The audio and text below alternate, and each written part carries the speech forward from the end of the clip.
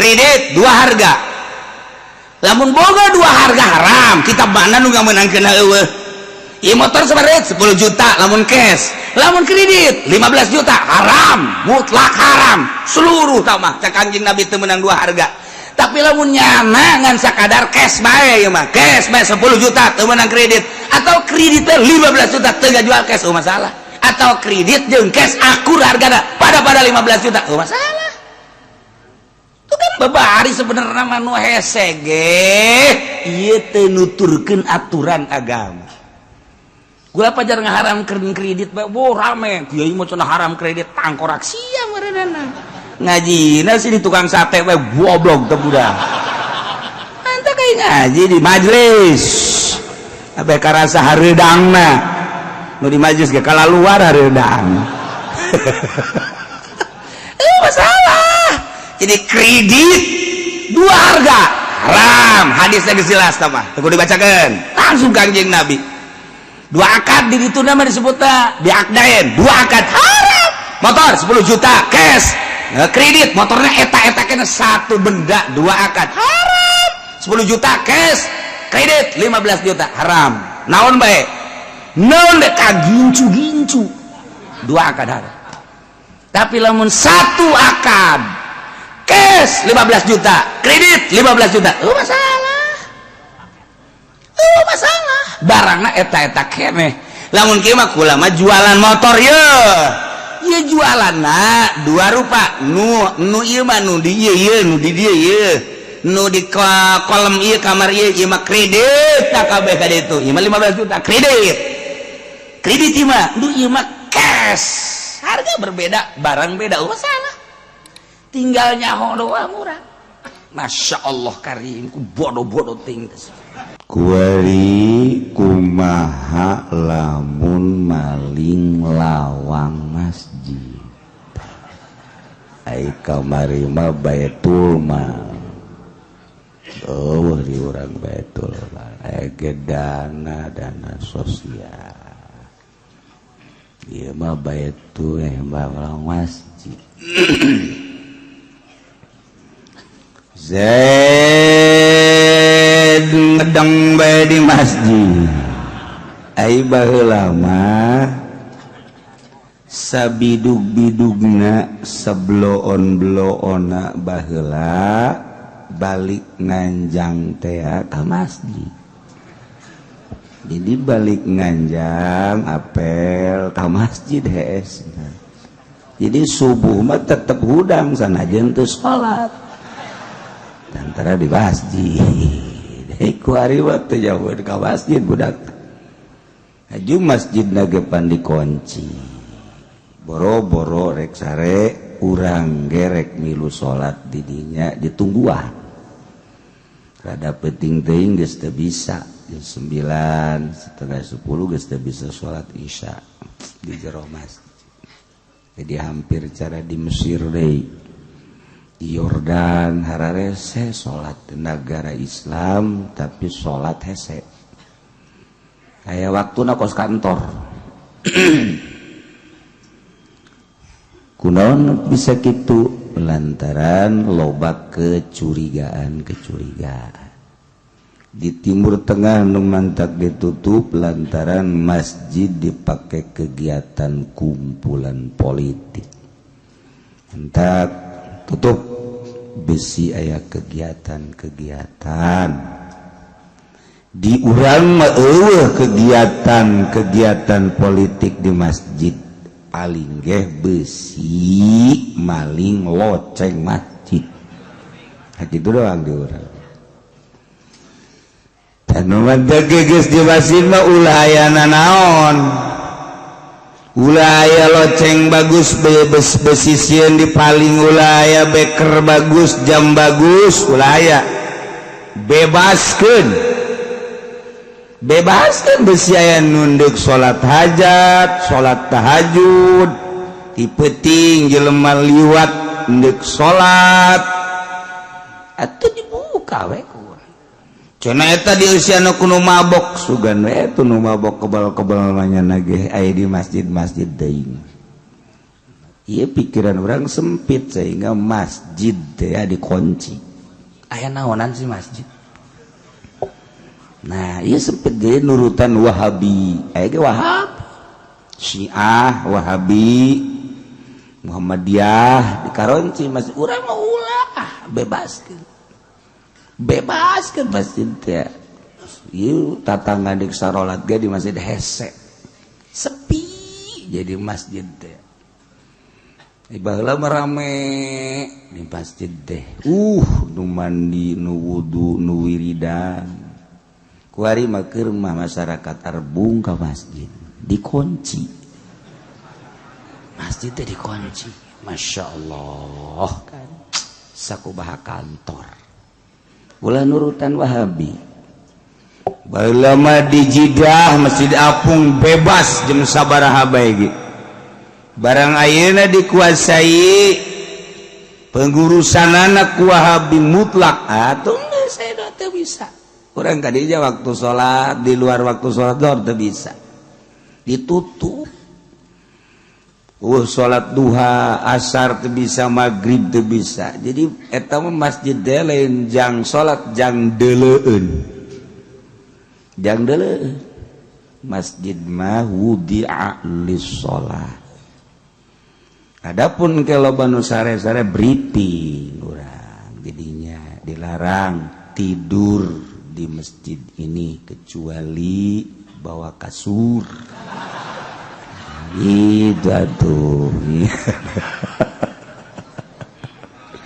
Tuh ya. Kan masjid deh besi penting rek tahajud jelema ka masjid nilai tahajud di imah jeung di masjid kan lain aya itikafan besir salat hajat besi batur nu liwat kemudian cat salat isya perjalanan kan nu istirahat karena musafir masjid nu Allah tinggal aya pengurus tapi atuh di dinya tah eta masjid jang ibadah ka Gusti Allah Subhanahu wa ta'ala. Sabenerna mah kos kitu. Aja kuari baloba kecurigaan dikunci. Tapi ieu mah Kiai teh ngaringkuk bae di masjid. Kapuyengan meureunna. Hiji teu gableg duit.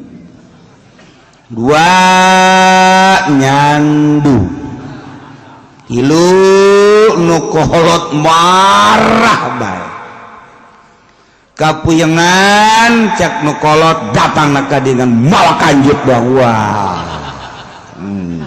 anggeus-anggeus lah cak jana weuh deui jualeun dula-dula aya lawang masjid dibuka ku jadi engsel lah lalaudat benang dipanggul dibawa ku nyana ka tukang nyieun kusen maksudna dek dijual bawa dipaling ribut leungit lawang masjid ribut leungit budak lawang masjid makanya kayu jati medang di Jepara wah ukira aya anu ngabaran ja anu tadi di dieu bae mah bangunannya nanti ludag lidug ke HSD ke ludag lidug deui aya saha Jaki Zaid oh Ki Zaid nu nyandung teh coba selidik bener ternyata Ki Zaid bawa Ki Zaid ke polsek amankeun lantaran diserbu masyarakat akhirnya dibawa ke kejaksaan sidang begitu di sidang ternyata Ki Zaid bener maling lawang masjid. Tak kumata Ki Zaid lamun maling malawang masjid apakah kudu dipotong leungeunna wal madhhabu cekal madhab qat'uhu dipotong leungeun Ki Zaid di babi masjidin ku gara-gara maling lawang masjid. Seueur dipalingin moal sate. Kumaha lamun maling kitu pangrari? Budak kuari mah manehun pangrari. Moal. Kuari mah jahona jeleg imah bae meuli anggeus. Teh jauhan bangsa pangrari, pangheret teh jauhan kuda-kuda moal nyahoeun. Moal we kajen kuku bahagia. Meuli anggeus kuari mah paingan cak emak baheula beuh siang ke mah tasawah teh lain dipelakan ku pare. Naon mak? Pelak listrik. Wah, manya. Kayak plak listrik tegarti kiri macam listrik dipelak gorenganan sawah dijual rentul listrik kemah jualan imah siang kemah ngahuleng memangnya jualan imah sebab lama jualan teh kan dipanggul jadi rarasan teh berarti imah dipapanggul orenganan lain di Perumnas datang kat krus kuari Masya Allah tah sia geus lamun di dinya hade irup lamun geus jelema jualan imah lamun geus tahu buleud nah ieu geus kuari tahu buleud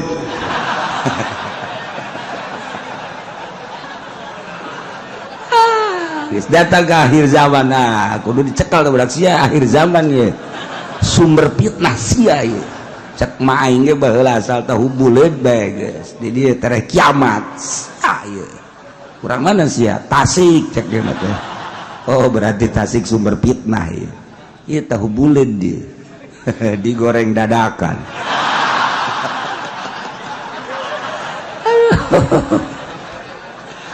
bana maghrib mana ya sholat tahu dadakan gitu beres itu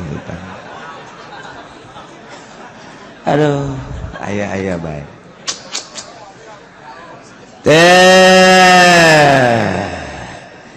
lamun Ki Zaid kuari maling pangrari masjid kayu-kayu batagan masjid kumaha eta sangsina tetep bae potong leungeun Masya Allah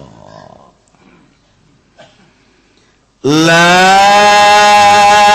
husrihi teu kudu dipotong leungeunna Zaid maling lampit masjid tah lampit masjid mah teu kudu dipotong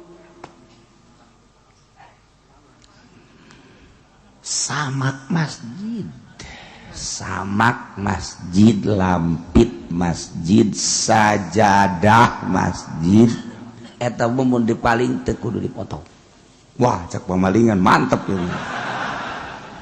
lain hartina teu doraka tetep ngan mun maling eta teu kudu dipotong leungeun nah lantaran lamun lawang masjid mah kepentinganna jang masjid lamun pangrari masjid kayu-kayu masjid mah jang masjid tapi lamun lampit mah sajadah jang sholat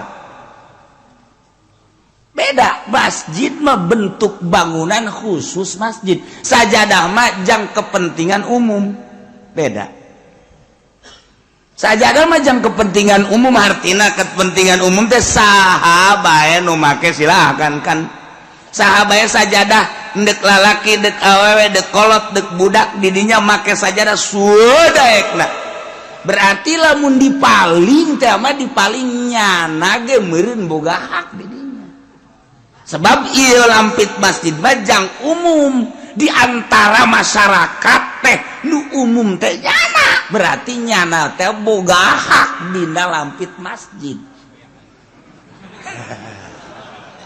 jadi lamun dipaling teh teu kudu dipotong eta mah anggap aya haknya di dieu asana diparalingan ya.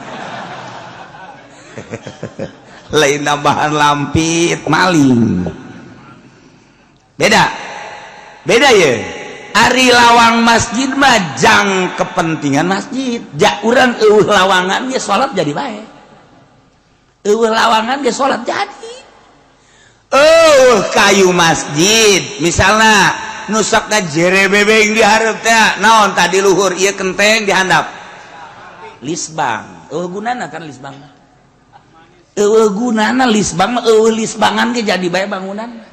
Tama pamantes pangria-ria. Aksesoris dong apa? Teka dipaling guyana tah dipaling eta teh jang kepentingan masjid maksudna kepentingan masjid mah jang masjid beda ari jang masjid mah masjid tapi lamun lampit mah lampit sama eta mah bagianana urang umum dan mantek eta mah henteu kudu dipotong leungeunna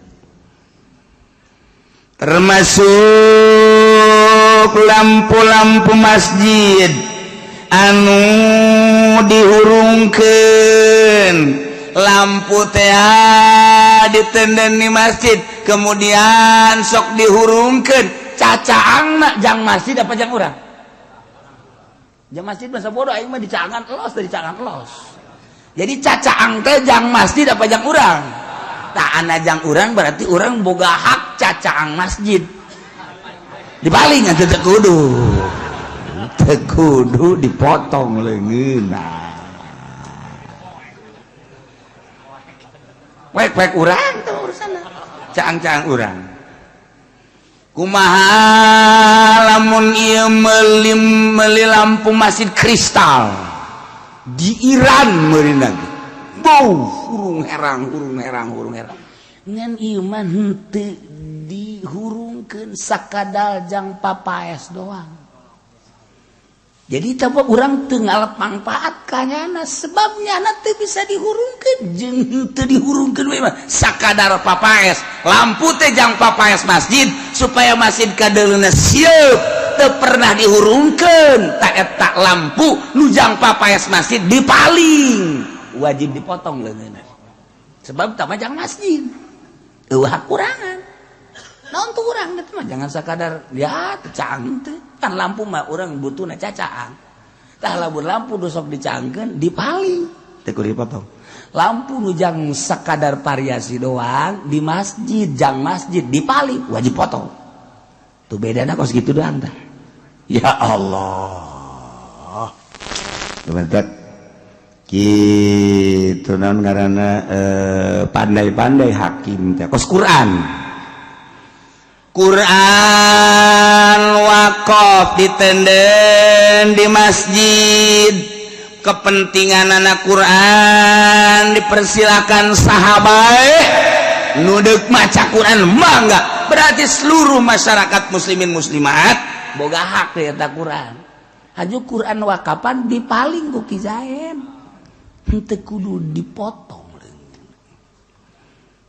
gitu macana aman lain aman wajib ganti ngan teu kudu dipotong wajib gak gantian ongkos tadi lampit masjid beunang sia kemana kan sia dijual wajib ganti ngan teu kudu dipotong ganti wajib ngan teu kudu dipotong lagi beda jeung lawang masjid potong lagi beda teh sakitu ieu mah lain urusan urang urusan jaksa anu memutuskan hukum kiai mufti nu dilibatkeun dina urusan pemutusan hukum di Indonesia mah teu berlaku ku ari mah kos kieu atuh masyarakat maling loceng di masjid kabupaten maling loceng dipermasalahkan padahal dana pembangunan masjid kabupaten misalnya 3 miliar letik 10 miliar letik 20 miliar nu dibangunkeun nama paling 10 miliar tina 20 miliar nu dibangunkeun 10 miliar tah saha nu maling tah saha nu maling ngomong sia tuh saha ngomong je tuanin sia tuh kan masyarakat memaling loceng mau babak belur huntu di tukang huntu babak belur tah 20 miliar jang pembangunan masjid kabupaten 10 miliar dibangun ke nu 10 miliar deh kamana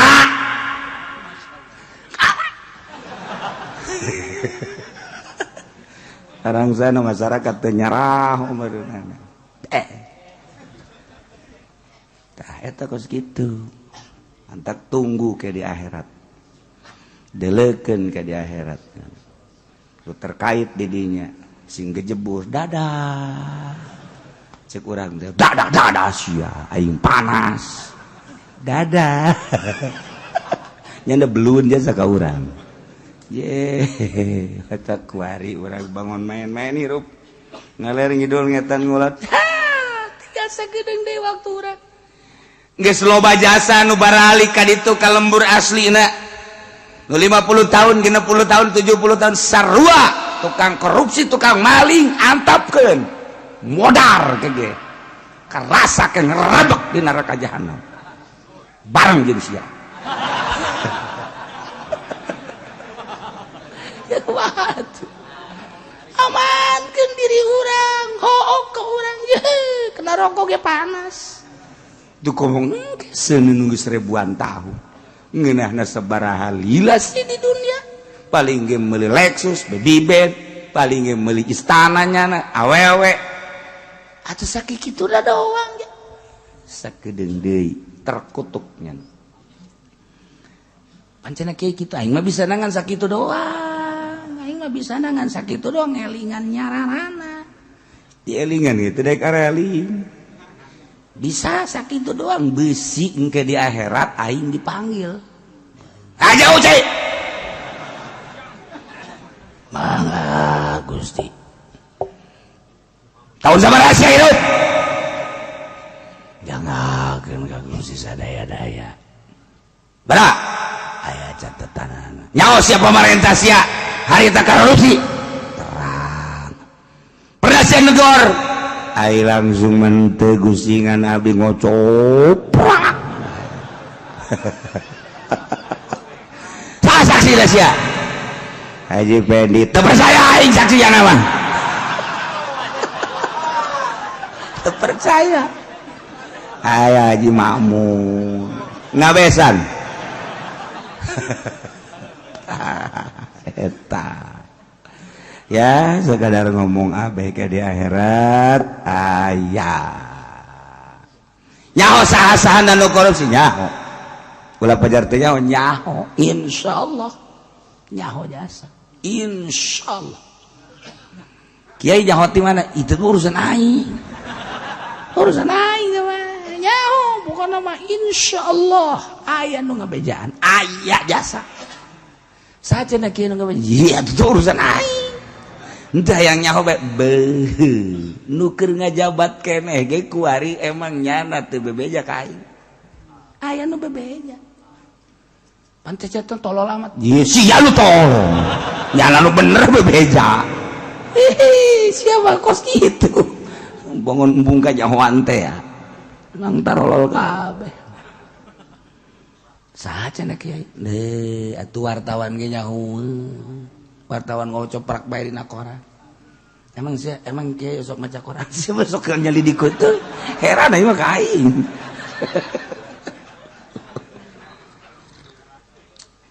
koran majalah jararah tuh komo nu laporan langsung mantan pejabat ge loba anu bebeja ka koran nu kuari ge kaji emang kuari lobaan teu loba mantan pejabat luhur tuh loba di dieu aya nu langsung ka dieu ngajina anu di mobil bae ya tuh jauh aja jarana bebeja kula ngajina di mobil bae cenah kiai kunaon bunga hiji jeung masyarakat je oplot budak adengin ku jana ngaji deui mah ngaji si kos kitu turun ngajinya hiji jeung masyarakat pejabat lainnya namanya sampah masyarakat geus turun ngaji tawadhu lah cerai minggu hareup moal ngaji hayang kan neraka los mah kabejaan doang ya urang gedena ganjaran kieu ngahiji aju hareuda ngelapa eta gede ganjaranna aing ngaji di luar bari ngarokok ngopi dah saya cerek gitu mah jejal-jejal kena nyawa ka dieu coba tah teu maksud jadi mah majelis ka jenting leutik ge mun diasupan asup bae asup bae dia kabehan asup bae ngan parae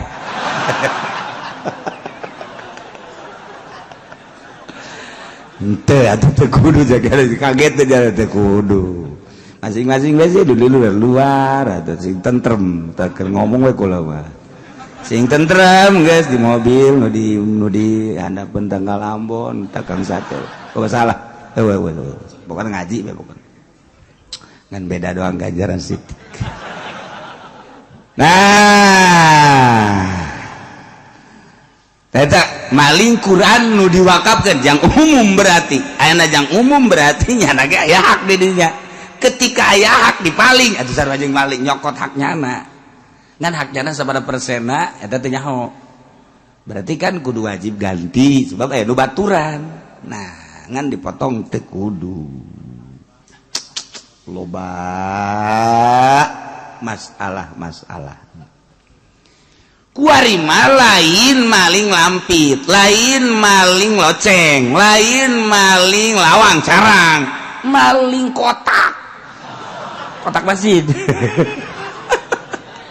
kotak masjid dipaling nyawa-nyawa air di tukangan masjid nunjol sekali dua kali tilu kali selidik horeng DKM berlaga pemalingan sial teh DKM anak kalana DKM na catetanana aya fisikna eueuh jeung moal digantian deui ku nyana teu masalah tinggal ke tanggung jawab di akhirat kedua aya deui nu mabok hayang meuli minuman eueuh palingeun aya kencreng masjid cokot bagi sekalian nyungsep nggak bakal nu jadi masalah wajib potong apa henteu sih eta duit kenceleng masjid kan eta mah umum tah jang naon tasarufna eta jang kepentingan masjid encan jadi wakaf sebab tah mah saman keneh nu geus jadi wakaf mah benda jadi eta mah kakarak ge harga duit saman jang kepentingan ngaropea masjid menang tadi dinya jang mere sakadar imam lain gaji mere kemudian jang muadzin menang muadzin mah digaji kok cenah imaman ai imam mah kapan wajib jana salat mah mun teu digaji teu salat burung nyana khotib wajib teu sata digajina lantaran jana lagi kewajiban kos puasa nya puasa digaji ge budak leutik jadi gaji mah ceng puasanya kayak ku abah dibere duit sapoe 1000 wow leutik teuing 1000 mah nawarnya nan adu tawar teh jegolo jadi puasa budak leutik mah wajar tamrinan kolot maca khutbah kudu digaji mah beuh tah maning dirantai diasupkeun ka sumur parem cor beres ulah kena hirup deui maksudna ya Allah kos nikahkeun haram duit nikah gedaran haram tah eta berarti jelema anu endek ngalaksanakeun agama eta teh dipersulit haram duitna tapi lamun nyeun administrasi nagara nikahna mah kuku mah geus bodoh eta mah aya tah rada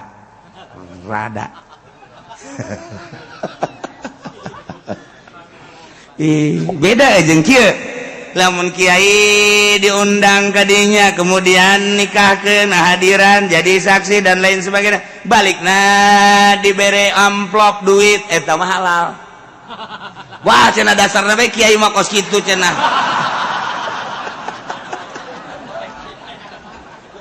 Kan ai kiai mah datang ka dinya teh deuk dibere deuk henteu masalah cenah mah. Eta pamponganannya na mere. Hari ieu mah kan dipatok sekian setah patok etalah anu mantak jadi haram. Berarti aya pengkondisian khusus lamun henteu nyana teu ditikahkeun eta haram. Namun ge malah kula mah sakadar ngurusan negara doang tuh nikah mah tuh mangga bae. Ieu can boga duit kula mah ieu tapi nikah bae hayang ditikahkeun. Suratna mah ge bae gampang. Kumaha saya duit baik.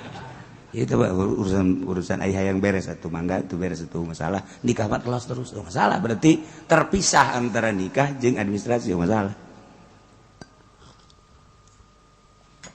Hararese kos kitu seutak seetik segulak segilek beda tuh. Lamun neudeun Quran di masjid nu sorangan di paling batur wajib potong. Wakaf yang umum teu wajib potong beda seetik.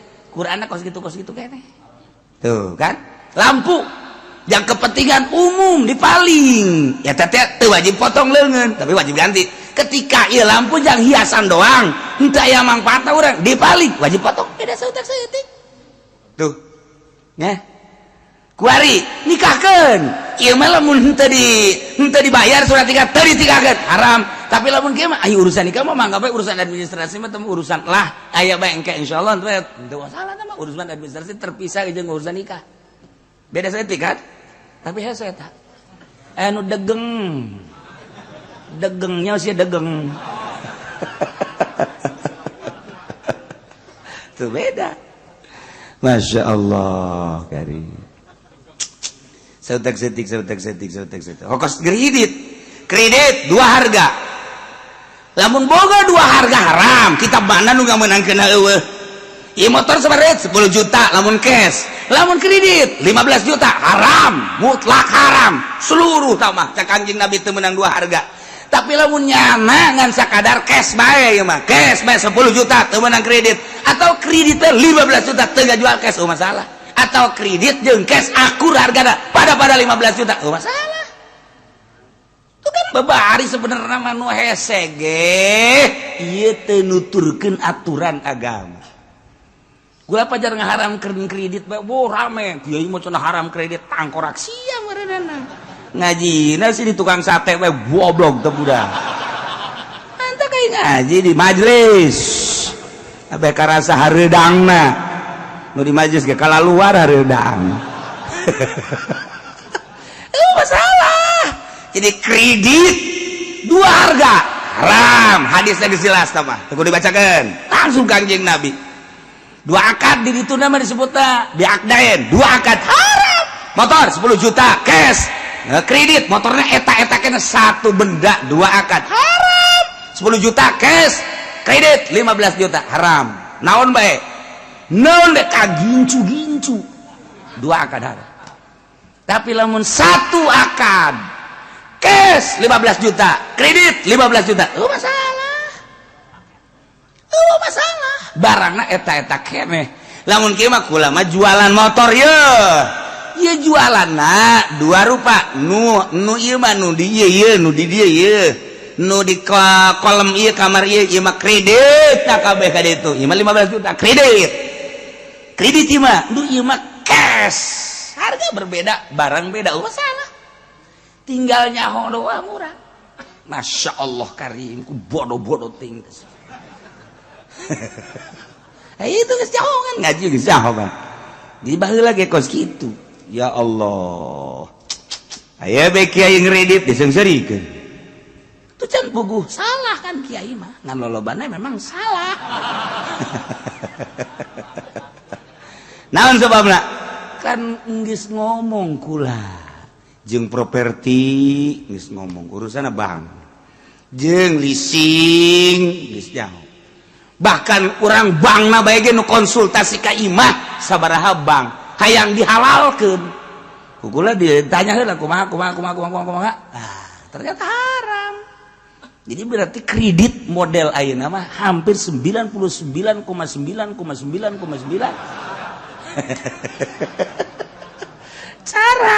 carang aduh halal carang. Masya Allah. Ada pun bisa salah. Takos gitu jadi tada.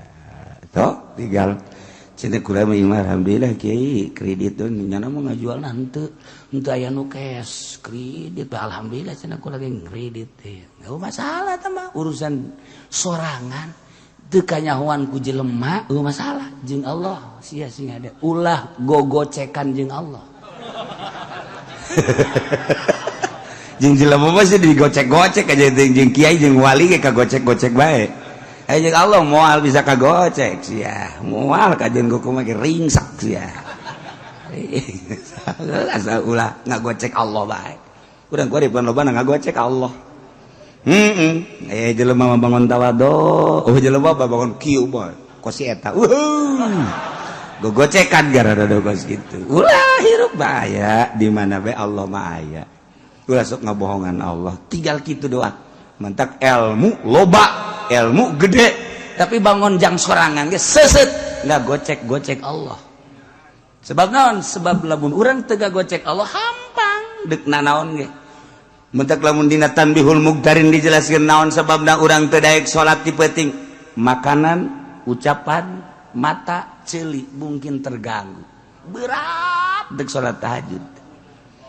Tuh eta teh kos kitu gogocekan jeung Allah. Pajar tema Allah teu neuleukeun jeung teu nyaho. Sakit kituna. Tak sia de, ulah suka gocek Allah. Kos Maradona bae sih.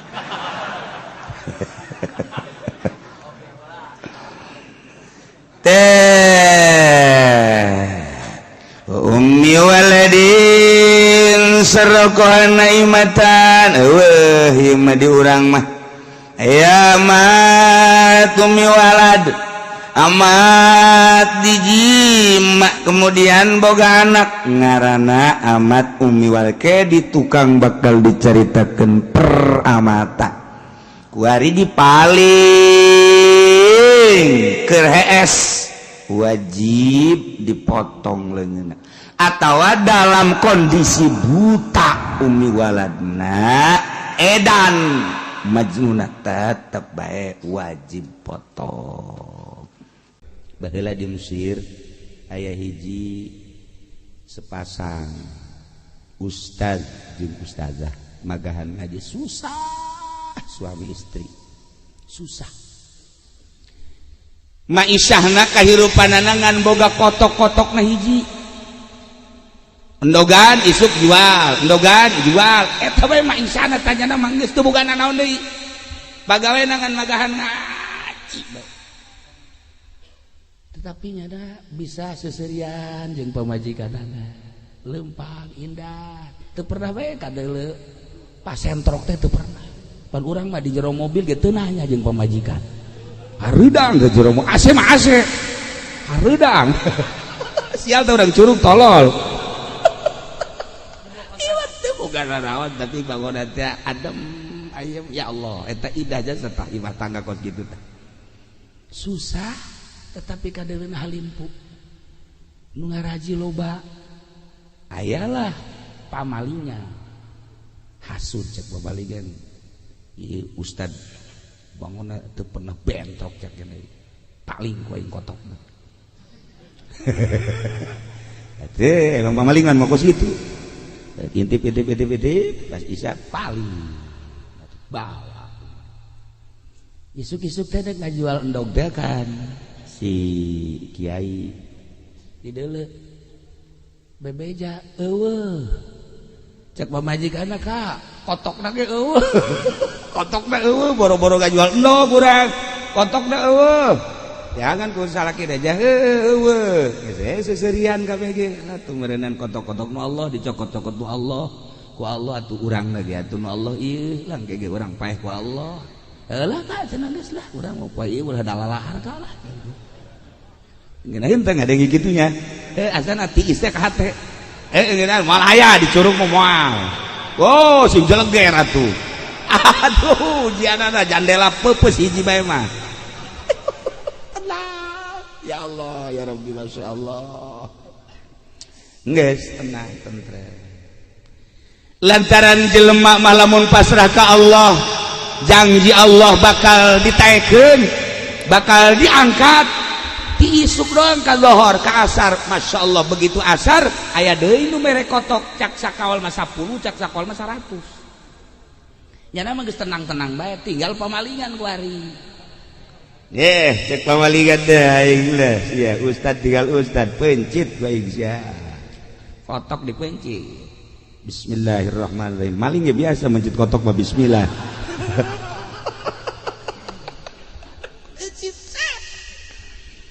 nu anehna begitu kotok dipencit bulu-bulu kotok kabeungeut narempel jararadi kabeh jadi beungeut da ieu pinuh ku bulu masya Allah cabutan jadi deui harita keneh cabutan jadi deui ka dokter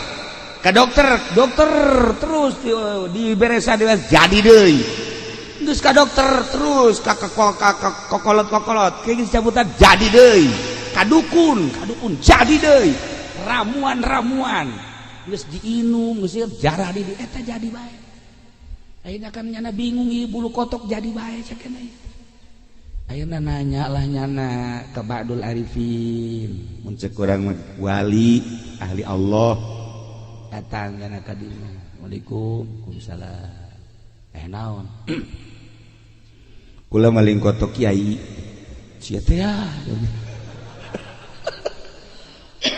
kiai dipaling maksudna jaga teh lah ulah halalim puting we tak kiai aju ieu barang dipencit di bulu kotok ka dieu ka beungeut geus ka dokter geus ka dukun geus ka nu bisa ramuan jadi deui nah ieu kumaha cenah keneh istikharah si kiai teh ka Gusti ieu mah penyakit moal cager lamun lain didoakeun jore kudu dipalingna lamun nu malingna lamun nu dipaling ngadoakeun goreng cager lamun encan ngadoakeun goreng mah ieu terus datang ka pae mah cager masya Allah itu mah hiji sakitu bae geus geus atuh kitu mah ngutus jangan ngutus supaya ngomong jore Kiai, lain kiri lain boga kotok, boga. Tapi kotok ke mana? Maling. Nyaon teh nu malingna? Henteu. Kula lamun ngabejakeun nu maling mah isteu kudu. Henteu ieu mah kieu kiai maksudna ieu aya geus nyaho makan kiai deuk kumaha tah deuk kumaha. Atuh doakeun bae doakeun supaya ku galede ku ulah. Sial kiai hese jasa cek. Hese jasi kiai.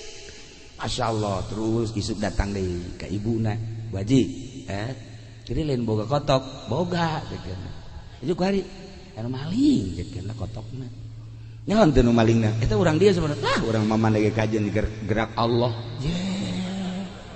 lain kitu bi aya geus kajauhan mah panu malingna bisa dipanggil bisa dinasehatan atau kurang bisa dicarekat ulah nyana nang Allah lempang nage nang Allah maling nage eta teh meunang gerak Allah atuh kumaha Allah bae ngagedean buluna lain cager anu diutus dicarekan goblok sia kamari mah teu paranjang kieu cagena ya asal beuki bagus teh bulu manjangan ya Allah ya Rabbi geus datang deui ka dieu teh daekeun ngadoakeun goreng masya Allah eta kiai kuat biasa kuat air namanya deet ngana datang tadinya Waalaikumsalam Isa kula nu meuli kotok kotok san kotok kiai masya Allah atuh masalah meuli kotok kok buluna jadi kadinya nya ieu jadi kula geus ka mana ieu teh cager-cager nah ieu mah eueuh deui jalan cek kiai anu di anu hiji-hijina cara supaya cager lamun kiai ngadoakeun goreng ka kula ya tuh kula mampu ya kena ngadoakeun goreng mah jeger ka Allah nang Allah manjangan deui nyana sujud didinya arti ieu mah doakeun goreng ge supaya jadi obat bae ieu mah kula mah doakeun goreng kula deuk kumaha tah kumaha nu penting kula cager ieu mah ngadoakeun goreng ge lain naon supaya kula cager bae akhirna nyana merenung ka Gusti Allah demi kecageran akhirna nyana ngadoakeun goreng maksudna mah supaya cager henteu aya naon di hate jang nyageurkeun ya Allah ya Rabbi hamba Gusti nu maling kotok kula anu kula ieu teu pernah ngadoakeun goreng makin kula teu ngadoakeun goreng makin panjang buluna karunya kula ya Allah ya Rabb ieu jelema nu maling kotok nyanggakeun sadaya-daya kula tersep jasa sabarama dipali ku jelema ieu atuh baleslah Gusti sakumaha pagawean jelema anu maksiat harita kene cager cager spontan kiai kotokna paraeh kabeh anu tadi teh nang pamere teh lantaran ngagonengkeun goreng ngadoakeun bareng paraeh kabeh kotokna dibales tuh jadi eta teh sebenarnya mah nyana embung ngagondogan eta mah sakadar ngobatan nah ieu konsep hirup urang deuk jadi kiai dek jadi pedagang, dek jadi pemerintah, TNI, dek jadi polisi, dek jadi daun be, hiji be ulah sok ngadoakeun goreng ka batur, insyaallah geura. Indah jasa. Jahirup teu kudu jadi kiai. Henteu kudu jadi kiai Kanjeng Nabi berhadapan jeung panglima perang, apakah Kanjeng Nabi nitah eureun ka panglima jah henteu? Kanjeng Nabi kapanggih jeung polisi, askar, apakah Kanjeng Nabi titah eureun jadi askar? Henteu.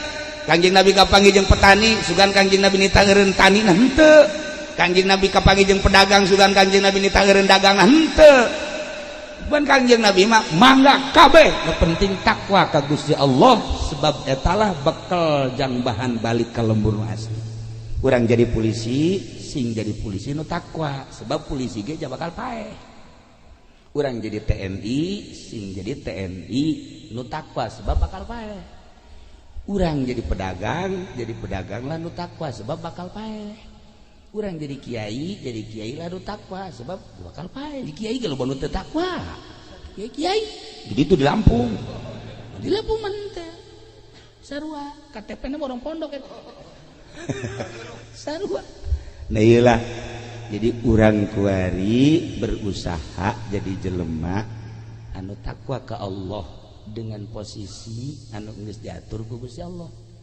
Kula sok dongeng di zaman Tuan Syekh Abdul Qadir. Aya seorang tentara datang. Waalaikumsalam. Cek tentara. Kula kabita jasa ka Tuan. Aya kitu. Asana ngeunaheun jasa hirup Tuan mati majlis ka masjid ka imah. Di majlis ka masjid ka imah.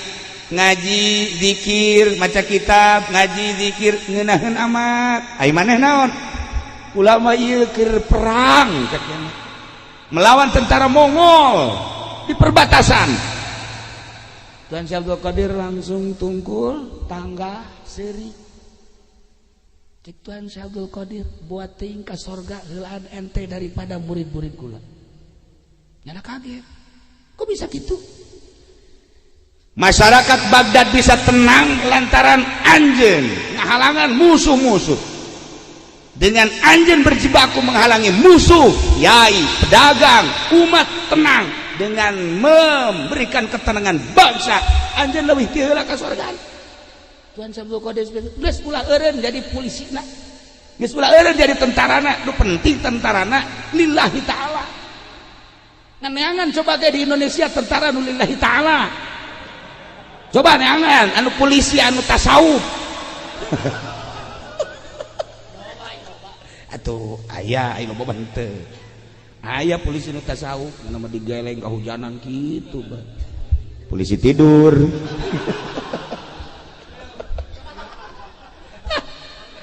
itu aja akhirnya tentara balik deui ka ditu dengan semangat anu tinggi ngebejaan ka prajurit-prajuritna jeung ka rekan-rekanna bahwa ternyata jalan surga lain sekedar masjid, jalan surga lain sekedar kholwah di gunung, jalan surga korenganan urang nenangkeun pikiran bangsa umat urang leuwih ti heula cek Tuhan Syekh ka surgana di atuh kuari kiai bisa cicing di majelisnya nu ngabangun majelis saha pedagang di mana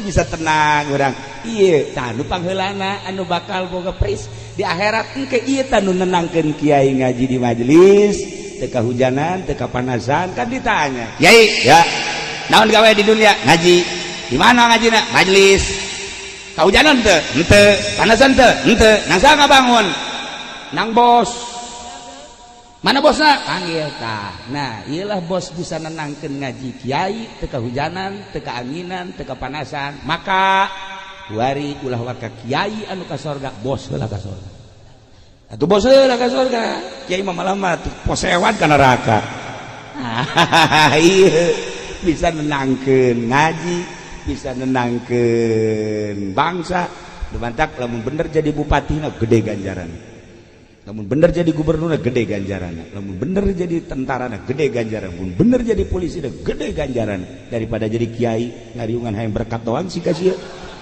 siksaeun Allah ieu mah jelema atuh gitulah para jamaah kaum muslimin wal muslimat rahimakumullah posisi urang ulah dirobah sebab eta nang ngatur Allah pasti tergantung menyangkut anak hikmah aya hikmahna geus urang ala hikmah nu penting posisi urang di mana jadilah nu bagus jang bekal jaga balik ke alam barzakh.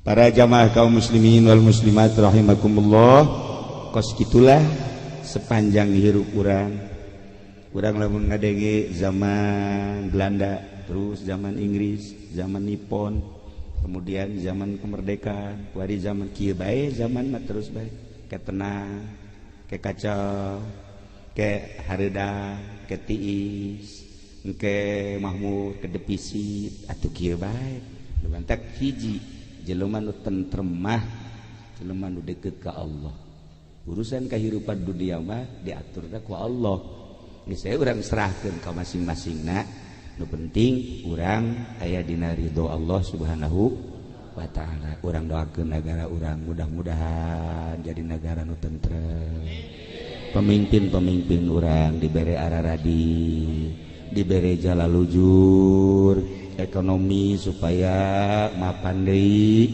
politik supaya stabil deui pendidikan supaya mapan deui doa nu kadua mudah-mudahan almarhum almaghfurlah Kiai Haji Abdul Halim di jero kuburna dihampura dosana dilegakeun di kuburanana dicaangkeun di kuburanana dibere kanikmatan kubur ku Gusti Allah kitu kede Muhammad Ridwan sami-sami mudah-mudahan aya dina ridho Allah subhanahu wa ta'ala dulur-dulur urang kabehan bapak urang bapak kolot urang anak urang tatangga urang geus ka alam barzakh sami-sami urang doakeun mudah-mudahan dihampura dosana dilegakeun di kuburanana dibere kana kanikmatan kubur ku Gusti Allah urang nu geus hirup keneh mudah-mudahan husnul khotimah balik jaga ka alam barzakh di akhirat urang aya di bawah naungan bendera Kangjeng Nabi urang Kangjeng Nabi Muhammad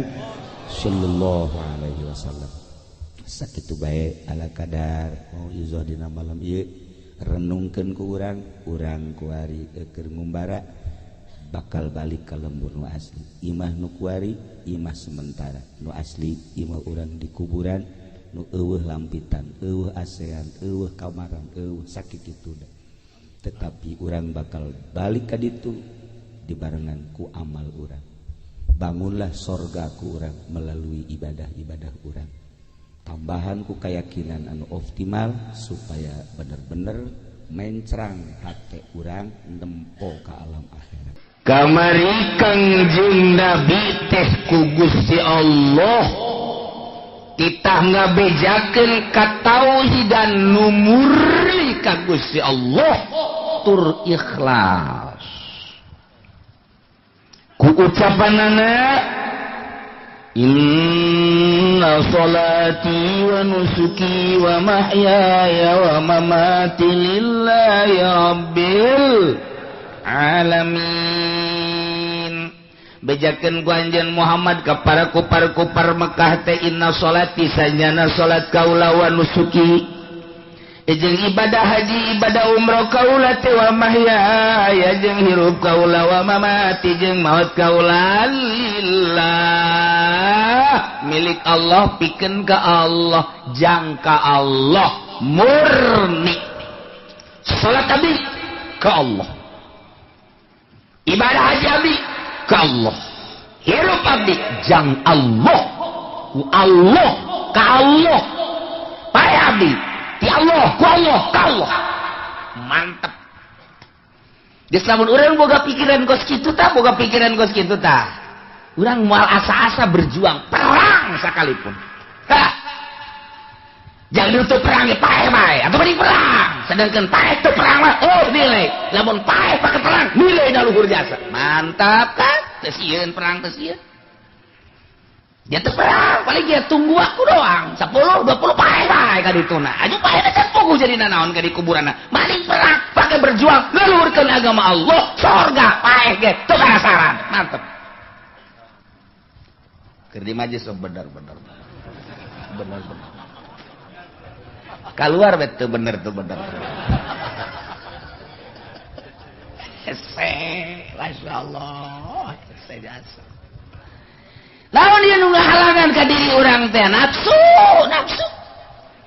mata masih kena resep neuleuh bahenol nerkom glamor ceri masih kena ngadenge suara nu merdu teh resep irung bener sengit-sengit teh resep kitu kene letah nu ladat nu geunah teh ngeunah ketika urang neuleuh bangunan mun hees di dinya eta hanya kos kitu bae dek datang ka iraha eta kikituan teh dek datang ka iraha kos kikituan teh hei para pemerintah wahai para pejabat ente ngagungkeun raja anu raja eta bakal pae ente na ge bakal pae kunaon sumuhun daun bae ka raja kunaon ai ka raja dunia sumuhunan ai ka raja itu nu bako ente henteu sumuhunan bolon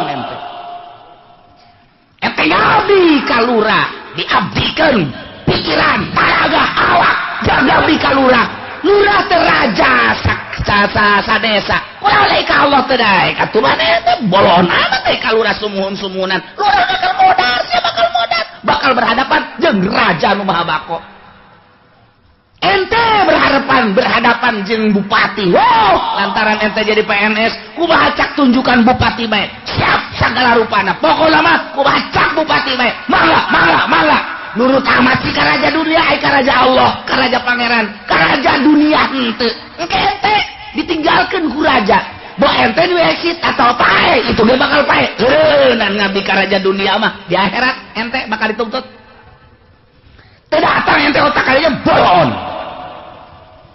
kualian teh sumuhunan ka SBY wah kukumaha ge dibelaan kajen kukumaha nurut ke raja dunia aya masana sabaraha bulan deui geus SBY ente ge sarua nu kamari ngabdi luar biasa paeh tengah jalan ai ka SBY ngabdi ai ka pangeran henteu engke bakal kapanggih jeung pangeran sia jehehe otak tah pasang ku sia wahai di pabrik bos luar biasa ya siap bos ai ka Allah kurang teu ngaboskeun bloon sia goblok sia waktu zuhur bos-bosan keneh bae sia waktu asar bos-bosan keneh bae cak Allah sagede-gede bakal berhadapan jeung aing dipagang sia ku aing Masya Allah tah eta lah anu mantak urang embung pae hayang jeung teu hayang jeung embung siap jeung teu siap pae mah pae bae madak sing hade sadar ih jaheun nya aing ulah terlalu ngabdi teuing atuh kos ieu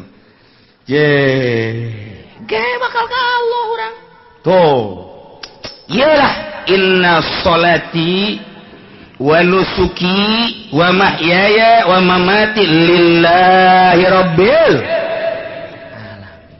neng cek urang teh ya tak urus ya neuk ka mana kakak ngaji neuk ka Allah neuk ka Allah ka tukang uduk ulah ngomong pokona mah ieu mah ngaji bae heula datang ka ditu mah kumangke bae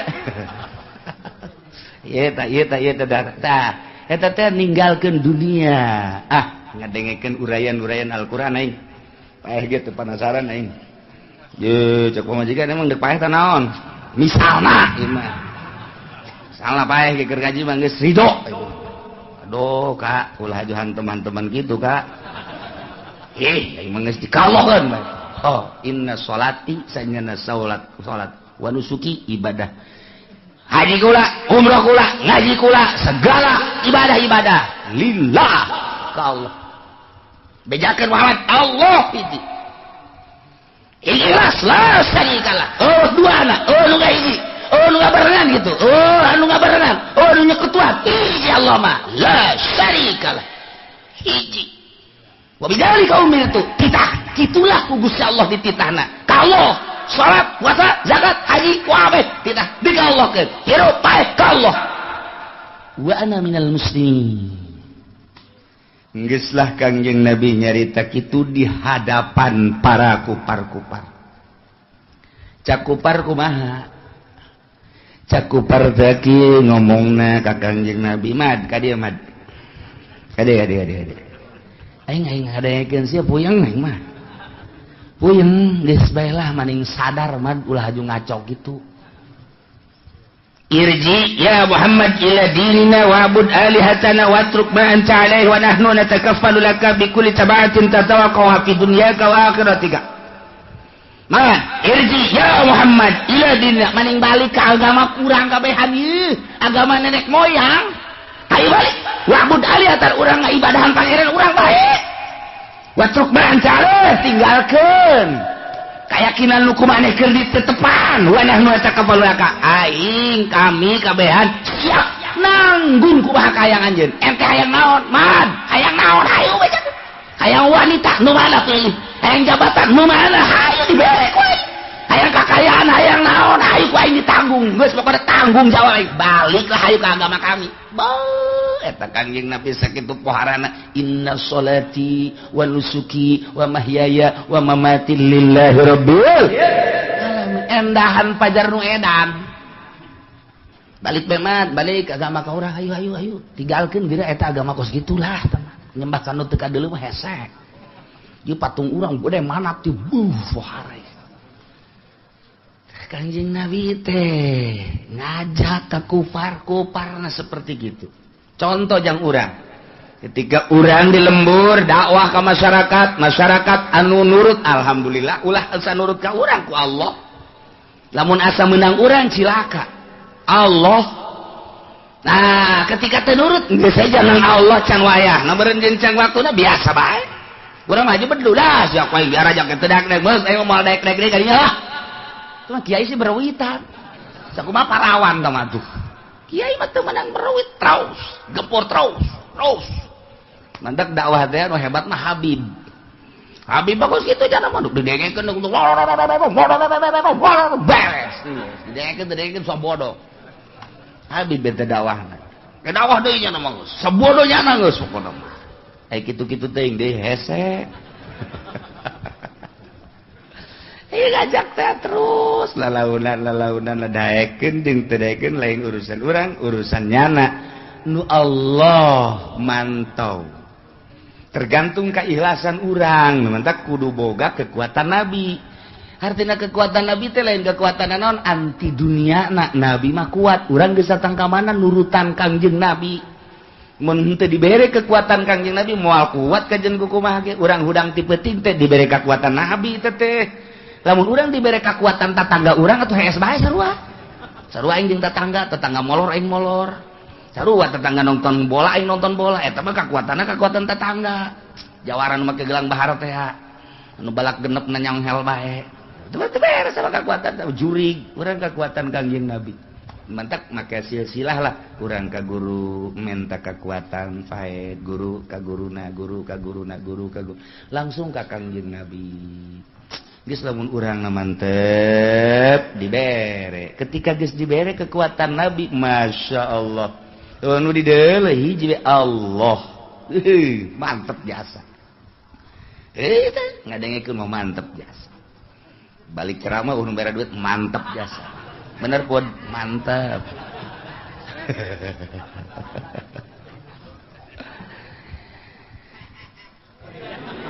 Kangjeng Nabi ngajelaskeun tentang ketauhidan.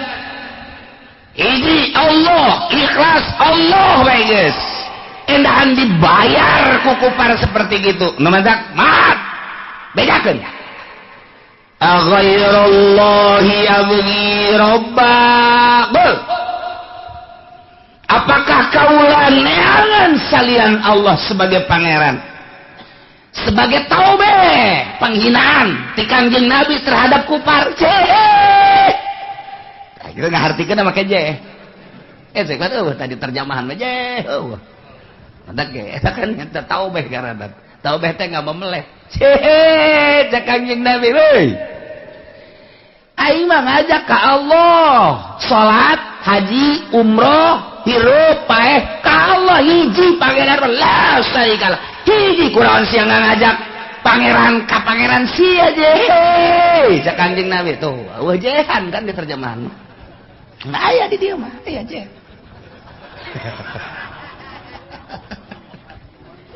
Menang dina ilmu bilaga. Taubeh jadi hamzahna eta teh hamzah lil inkar lit taubeh ngaranna. Kul a goyrol ta eta hese ta. Kul a goyrol a ta hamzah. Kul bejakeun Muhammad kitu ka kufar Mekah. Je bolon sia. Oh bolonan kan diterjemah mah. Ieu mah aya di dieu mah. Watak Quran hese ge kos kitu teu hamzah doang aya bolonan. Je bolon emang aing bakal liangan pangeran salian ti Allah. Hihi blot sia moal aing mah. Tadi gak geus dibedakeun. Inna sholati wa nusuki wa mahyaya wa mamati lillahi rabbil alamin. Hanya sia nyitahan balik ke agama sia ka pangeran mode sia ting bating. Bolon. Teh hamzah aya bolonan tah. Ngahinakeun maksudna. Mal kapangi di terjemahan mah. Mentak orang maca Quran terjemahan doang mandeg sakitu doang. Ceramahkeun ka batur sakituna bae. Cak anu ngadengekeun jaing ngarti ku situ mah. Ini osok maca. Hese. Tah aya jehan. Karena urang ngaji make bilaga mah geuraeun. Je siaga ngajak ka aing. Cek Kangjeng Nabi ti Allah bejakeun bae tuh. Je belon awet sia make kudu ngajak-ngajak ka pangerannya na. Emang nah aing kudu neangan pangeran salian Allah. Teu bisa kitu bejakeun sedengkeun wa huwa rabbul kulli syai'. Pan Allah mah anu nyieun, anu mangeranan, nu milik wae perkara manya aing kudu neangan pangeran sarua jeung pangeran sia blon. Itu teh cek urang Arab mah apa itu blon? Blon eta ahmak. Ahmak eta ngaranna blon. Jadi henteu pada tempatna ngaranna ahmak. Imam Ghazali ngajelaskeun lamun aya tai kebo haju di tai kebo jadilah tangkal kacang. Tapan halal tak kacang mah tah jadi di tai kebo kan urang ngomong, "Je, kacang sabagus-bagus kudu jadi di tai kebo, tolol sia kacang." Urang gitu kan? Tolol teh kacang. Ji atuh kudu jadi di dinya blon sia. Kudu di tai kebo kayangnya di hareupeun imah bae atuh. Ngeunaheun ngalana deui. Eta ngaranna ahmak tah. Kitu keneh lamun aya tanggal cabe, tanggal kacang naon bae jadi di jalan cai gitu. Ka sisi walungan. Cek urang atuh kudu jadi di dieu sia. Aing hese ngalana ka sia. Ci, lain pada tempatna tuh tukangan imah. Jarana di Allah, saya di dieu bab. Si kudu di dinya tuh. Tah eta ngaranna ahmak nu kos kitu aslina ahmak. Tah, kudakik-dakikna lembut. Nu ahmak eta horenganan nu lain parantikna terjadi eta ahmak. Contoh nu lain kiai hayang di kiai-kiai eta ahmak eta. Masantren henteu mondok henteu haju nyana make predikat kiai ceramah nyana dikiaikeun haju bunga deui ka eta teh sarua jeung tangkal kacang jadi di tai kebawah. Ahmak eta kos kitu. Ajawan ku Imam Ghazali, Masya Allah. Mantap kuari loba kiai teh kebo. Ya kos kitu eta. Bisa tuh Ghazali, Masya Allah. Ahmak eta bloon eta kos kitu. Lain ahli politik berpolitik kiai. Puguh sakola SD na ge teu tamat. Teu tamat. Jadi di pasantren ge pasantren salaf. Ngajina riyad, takrib, fatul muin, hadis, geus bae atuh mah urusannya bae kuari kampanye hedo ahmak tak kiai eta sarua jeung kacang jadi di tai tah eta kiai tah anu politik ada teh kitu eta iki bogo jali geus ngomong ku arah jasa eta ahmak loba eta aya jelema bos kemana bos sana bos kemana bos buku lain bos di bos bunga eta ahmak eta bloon eta bunga nyana di bos irung muka padahal lain bos lain naon bunga dibere julukan bos padahal lain bos ahmak eta kos kitu kiai mah bagus jasa kunaon emang beuh gitu tahajudna pohara jasa kuat amat padahal tilok tahajud itu nyana bunga kieu tolol ahmak eta kiai buku tilok tahajud tahajud bunga deh gitu kanyahoan ku batur aing sok tahajud wah kanyahoan hebatnya hebat hun ieu rokok tolol teh kiai eta kos buku tilok ya ahmak jadi loba tak ahmak jadi kumprung ngaranna bloon teh nu kos kitu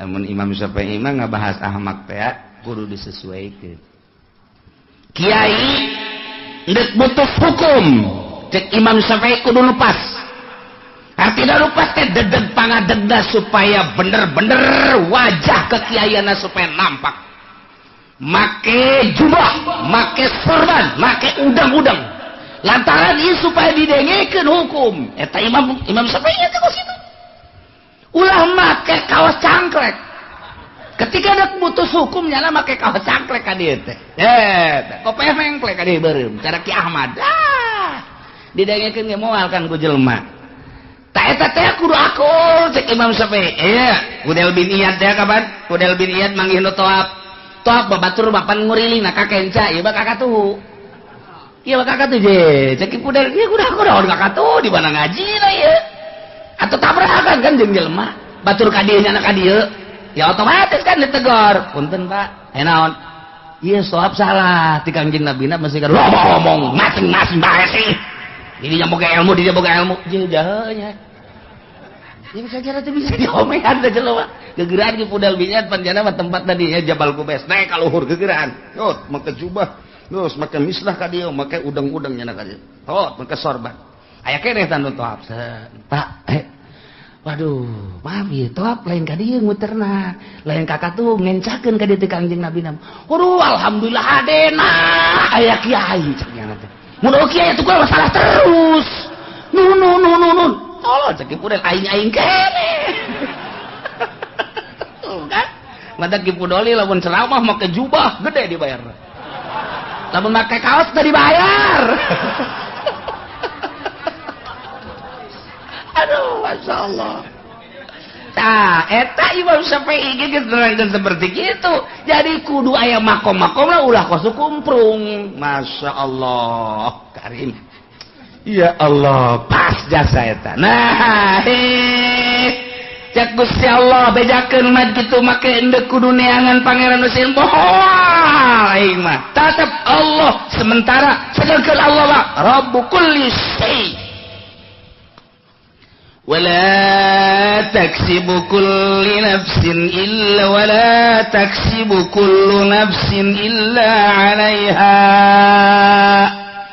adapun jelema-jelema nu kuari daroraka bejakeun Muhammad anu kuarina teh daek iman ka aing jeung ka anjeun Muhammad teu nurut nyana tetep bae aya dina kamusikan aya dina kakafiran pae eta mah tanggung jawabnya anak pangeran mah hiji Allah nurut mantap teu nurut tanggung jawab sorangan moal bisa hiji jelema nu manehanana dosa kemudian jang batur dosana teu bisa diusaha dosa hiji jelema jang batur tetep balikna wala taksibu kullu nafsin teu ngeraih teu usaha hiji jelema tiap awak-awakan karena dosa illa alaya kecuali balikna ka nyana kufur jang nyana musrik jang nyana illa alaiha nyana mabok jang nyana zina jang nyana korupsi jang nyana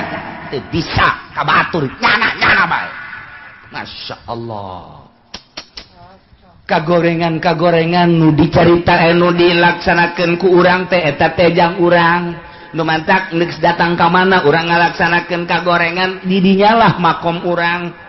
Lamun urang kuari henteu daek sadar datang ka geus kolot kieu datang ka tereh paeh sing hade lantaran ieu urang nu nyieun jang urang teh nyieun senang urang nyieun silaka urang jaga di akhirat nu mancak naon usaha urang bakal kapajang urang kuari nonton TV bae unggal poe engke ge aya di ditu ganjaran nonton TV urang main gaple engke ganjaran main gaple aya mun eueuh tanyakeun gara ka malaikat mana ieu ganjaran main gaple kok ya tenang cek malaikat sagadeng deui geus aya geus kabeh geus dirangkum geus sampai ieu tinggal pertanggungjawaban we lain mesti dicatet ge ngudu kotok aya tenang. Masya Allah ieu urang teh pan aya dua malaikat disebutna malaikat hafadzah dikatuhu aya ikenca aya ke asal magrib asar nu ieu naik ke turun jang nu peuting disip sarua malaikat ke disip aya sip 2 nya ge sarua.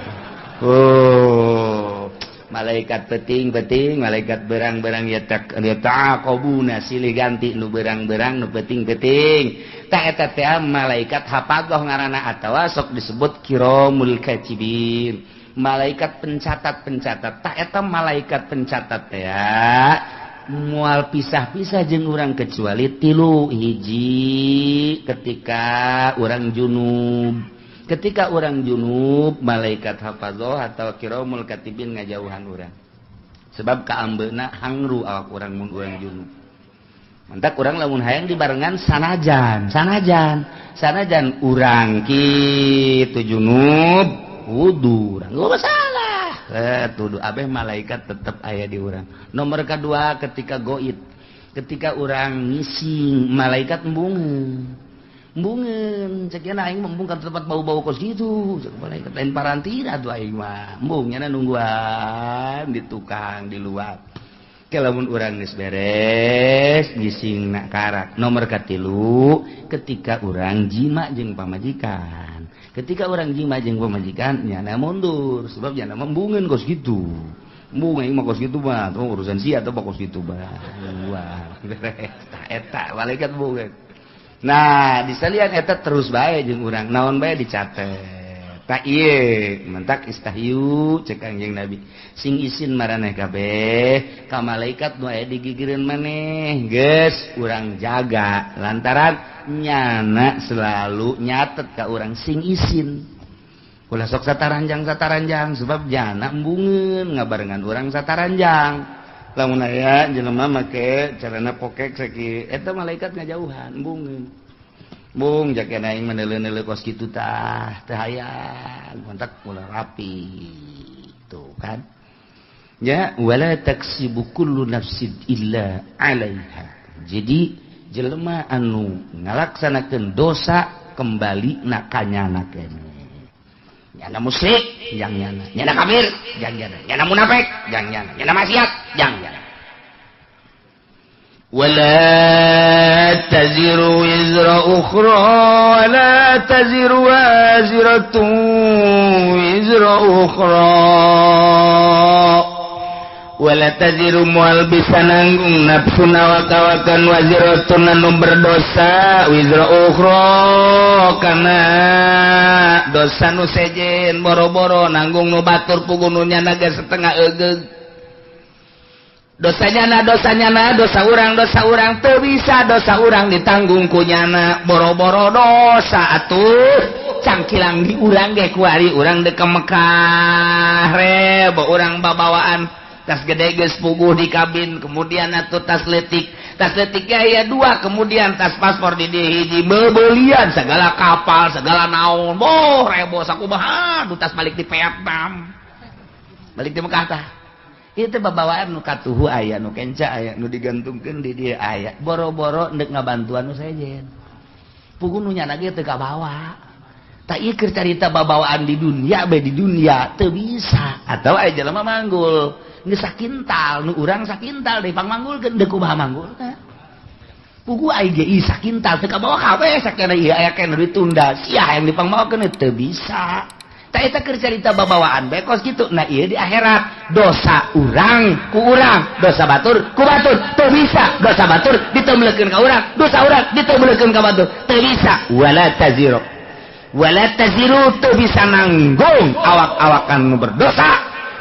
Nanggung kana dosa nu sejen teu bisa. Kusorangan bae eta mah. Masyaallah, malah mah kahadean urang anu bakal diserot ka batur ketika urang ngalaksanakeun zalim.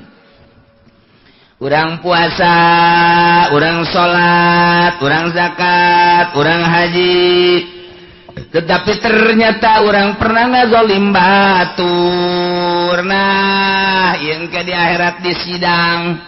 Begitu di sidang teh salat urang bagus, zakat urang bagus, segala rupa urang bagus, jol bae jelema anu dizolim ku urang teh neluh misalna urang, nampiling misalna urang, najong misalna urang, ngomong atawa urang nyaga caprak di hareupeun batur, datang ka batur teu ngeunaheun atawa modal pamarentah aya jelema ieu boga bangunan di dieu, kemudian atuh ieu teh kena planning pamarentah tanpa diganti gaet bae pemerintah zolim ngaranna eta kan zolim nu kitu ngaranna. Kata orang boga taneuh kemudian dicokot ku batur ta ieu tah zolim ngaranna. Urang mah puasa, urangna salat, urangna zakat, tapi aya taneuh batur dicokot ku urang. Ah, sia sing hade di akhirat timbang. Begitu ditimbang bagus. Jo aya jelema. Malaikat ya. Kumaha eta amalna bagus? Alhamdulillah bagus. Ieu tinggal ka sorga bae. Deuleu buku nu hijina. Periksa. Nah, aya we catatan zalim. Oh bener. Taneuh abdi direbut ku nyana. Ieu hak abdi wawarisan ti abah. Kemudian ku nyana bae dicokot, abdi geus merengek-rengek, abdi boga anak, boga incuk. Abdi teh hayang ngajual demi untuk kelangsungan kehidupan anak pamajikan jeung incu abdi, tapi dikuasai ku nyana. Zalim, perhitungkeun malaikat. Perhitungkeun. Di dunia abdi teu bisa memperhitungkeun lantaran nyana gagah jasa. Teu beunang carana golok geus aya di bibir abdi. Jawara jana mah kuari jajawaran, hai siap pokona mah. Hah, tanah abdi, ayo hitung. Hitung jadi kumaha perhitungkeun kumaha miskin aya kumaha. Waduh ieu mah kadzaliman ieu. Nah geus kieu kudu kumaha teh ya kahadeannya nah ka dieu keun salat kakak cokot ku adi, haji kakak dicokot ku adi, jadolim taneuh teh 1 hektar makan pan kali 5 juta pan semeterna beuh luar biasa. Di mana 5 juta? Lah ngomong lah 5 juta baheulana. Tuh kan. Dicokotan kabeh tinggal kakana bae. Atuh beak ieu mah. Beak itu kabeh. Bahkan cek malaikat kabeh ieu kahadean geus dibikeun ka dieu masih kurang keneh. Nah, lamun kurang keneh kos kitu kagorengan abdi teu beuleukeun ka nyana. Kabagusan gajaran kakak cokot ka adi, yeuh kagorengan adi lantaran kurang keneh. Ieu bae. Ya, namun gitu ngaranna dosa-dosa adi lah bikeun ka nyana. Geur mah dicokot ka adeana ditembeleuhan ku dosa. Muflis ngaranna. Cek Kangjeng Nabi manil muflis anu muflis. Nu muflis mah engke nu datang di akhirat ganjaranna dibikeun ka nu ngazolim. Dah, namun gitu ngaranna dosa nu zolim dibikeun ka nyana. Yes, tinggal nyana nu ka neraka. Tinggal ieu we ngeunaheun si adina. Hai surah. Dadah kakak sorga. Tinggal kakak bae geljeng ka neraka. Tah eta win carita jeung kakak, carita jeung tetangga, carita jeung dulur. Mentek ngeunaheun urang mah lamun kos kitu aya nu dicokot ku batur. Hah, asal bisa mawana bae sia. Di akhirat sia ku aing. Geus beres. Nu urang tetep nu urang boga motor jalaina ngeridit ieu mah aing meuli asli jasa cokot ku batur. Tinggal urang mah hak bae. Laporan ka polisi engkena bakalna waduh leungit embe kudu bayar ku sapi mah bakalna. Polisi di Indonesia mah kos kitu leungit embe urang bayar ku sapi malah geus aing ngomong. Ka kiai bae geus, ka kiai ge atuh sepira kiai lah, nyaho manjur nyaho teu doana geus. Beres geus bae itu ngenenangkeun pikiran bae geus. Dah geus sama kuang ge bae di akhirat. Nah, engke di akhirat timbang. Malaikat poswan saya mana? Poswan saya hilang, jam 3 tidak ada. Emang jam 3, jam 2 mah main bola keneh kula neuleuh. Sia emang nonton main bola. Jam 3. Beureun pamalinganna milu jeung kula main bola eta tah. Kajen kumaha ge milu nonton. Ya, pasan heuh. Hendek lompat ka mana? Aya catatanana di mana? Berdasarkan laporan malaikat kiramul katibin, malaikat hafadzah nu malingna ieu. Aya catatanana. Malam anu tanggal sekian tah ieu tah laporanana. Moh eta kan nyelesikeun hiji ge angel. Lantaran nu dipaling dipaling motorna, nu dipaling mobilna, anu dipaling taneuhna. Anu dianiaya pare teh hiji bae ge angel. Da saurang narangtung, mata poe ngan sadeupa sakieu. Masyaallah, neuk teu kebal kumaha. Lila jasa. Urang geus kakejet teh gegeraan. Maksudna deuk ka neraka lah pokona nu penting ieu gegeraan. Buku ka neraka leuwih panas. Eta ayo gerak telet hiji jelema bae ge pohara jasa. Nah ieu mane maling motor yang geus bisa ngahelak deui jauh sungut mah teu ngomong nu ngomong leungeun al yauma nakhtimu ala afahim wa tukallimuna aydihim wa tashhadu arjuluhum bima kanu sibun leungeun ngomong saya yang bawa kunci T-nya ngomong tah ieu curug saya yang ngotrek-ngotrek. Aduh, geus deui aku cak suku kula nu leumpakna. Aduh. Aja cak babaturanna kula nu ngadorongna atuh geus. Ieu mah teu ngomong, lamun sungut ngomong moal anggeus-anggeus. Rame atuh jeung malaikat. Disalah-salahkeun malaikat. Mentak dikunci sungut plak beres. Teu ngomong al yauma nakhtimu ala afwahihim wa tukallimuna aydihim nu ngomong leungeun. Arjuhum suku. Wabeh bima kanu yaksibu naon nu kunyana dipigawe ngomong kabeh. Ya Allah. Nah iyalah wala taziru wazratu wizra ukhra. Ha, summa ila rabbikum marji'ukum. Bakal babalik kabeh ka pangeran. Fayunabbiukum bima kuntum fihi takhtalifun. Allah bakal ngabejer beaskeun, ngajelaskeun kana naon nu ku aranjeun dipermasalahkeun, diperdebatkeun, kitu ikhtilafkeun. Dipacentraongkeun cak Yahudi pangeran teh Uzair, cak Nasrani pangeran teh Isa ibnullah Tritunggal. Cek Sinto pangeran teh panon pe ieu bima kanu yaktalifun bila kuntum fi taktalifun nu kuarinya diperbeda-perbedakeun dibeda-bedakeun diperdebatkeun tentang pangeran cek ieu Uzair cek ieu Isa cek ieu Maryam cek ieu kitu panon poe cek ieu mah batu cek ieu mah kayu engke bakal kanyahoan penjelasan langsung ti Gusti Allah ketika urang babalik ka Gusti Allah urang mah kuari alhamdulillahirabbil alamin nyana pasti ini tentang pangeran di hadapan Allah. Engke orang ditanya, siapa pasti ini kunaon? Orang terima. Tidak ada yang perlu dipasiniikeun. Apa itu pasini cak malaikat? Ya, pasini ada busini, ada pasini. Saya tenang-tenang aja. Kula mah cak malaikat, kon teu pasini henteu kula mah. Aslina kula mah marji'ukum fayunabbiukum bima kuntum fihi takhtalifun abdi mah memang geus ka Allah. Oh. Tuh nu pasini mah anu mangeranan ka Uzair ibnullah, nu mangeranan ka Isa ruhullah, nu mangeranan ka Maryam anak Allah, anak awin ta Allah. Anu mangeranan ka panon poe, anu mangeranan ka batu, ka kayu, ka makhluk. Tah eta anu bakal dibejakeun ku Gusti Allah, nu dipasinikeun. Salah eta teh nu asli mah Allahu Akbar. Allah alladzi khalaqas samawati wal abdi mangeranan ka Allah. Oh, tenang urang. Mata urang neuleuh nu pasini engke di akhirat teh urang tenang we, kalem. Paje.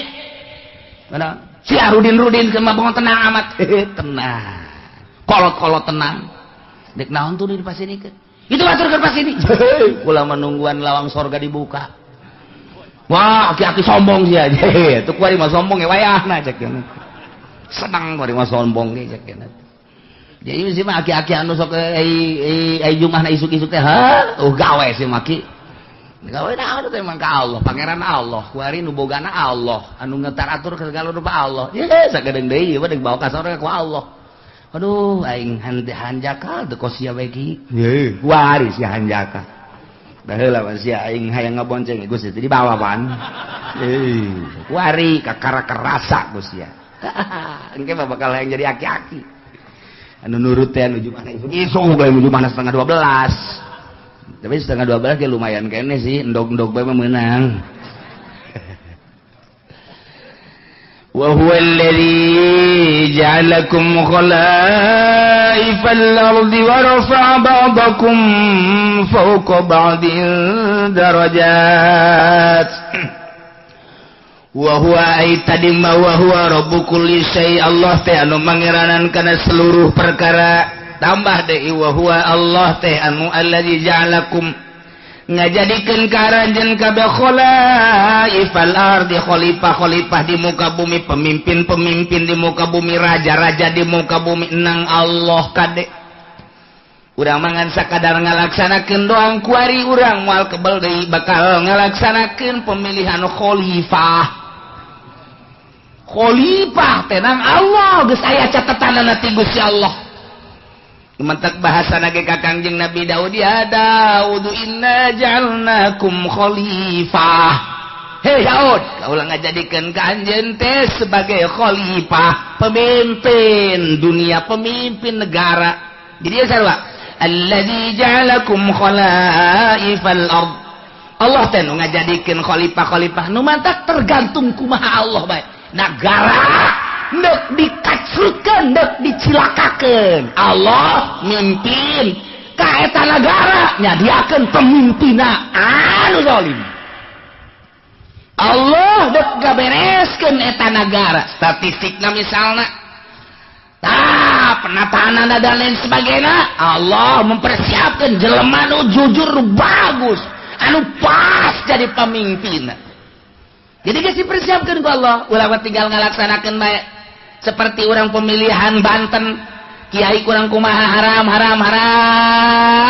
milih pemimpin awewe teh haram malah didebatkan ku kiai-kiai keneh adu argumentasi eta teh maksudna emang Allah dek ngajadikeun pemimpin Banten sebagai konde anu zalim kos itu Pak kos itu teh kajenting di halangan ku bae moal bisa dalil tinggal dalil unggal pengajian kiai nyaritakeun haram milih awewe endahan kiai ngajakan ka awewe atuh geus kitu we eta Allah teh deuk ngajadikeun Banten redup ngaranna eta lain Banten bersinar Banten redup kuari mah lain redup teh buah ledeng jadi mah kuari mah Banten gludug geus lah geus redup deui wah beh kuari mah ngararingkuk tuh tinggal kipu deui be empot-empotan aing kapanggil ta moal tenang pun moal pun kalem aduh masyaallah lainnya na bae loba tuh kan ieu sih ta asal ku Allah deuk dijadikeun pemimpin kan cek Kanjeng Nabi ke kos kitu di mana Allah hendak menghendaki satu negara bagus Allah bakal munculkeun pemimpin nu bagus ketika Allah menghendaki negara itu kacrut Allah bakal nyadiakeun pemimpinan nu kacrut jeung dikahayu-hayukeun ge teu bisa bae dihayu-hayukeun ge titah ngabagusan teu bisa bae geus ka dieu bae belokna eta teh nang Allah lain menang urang siganang urang milih rakyat ngajenengkeun rakyat jadilah manehna siganang rakyat hakikatna menang Allah dina itu surat itu dicaritakeun inna ja'alnakum khalaif nah ieu ge sarua khalifah ieu ge sarua wa rafa'anan kitu ngaranna wa huwal ladzi ja'alakum khalaifal ard Allah teh ngajadikeun karanjeun kabeh kana pamimpin-pamimpin bumi di mana bae ge kudu aya pamimpin aja ngurus negara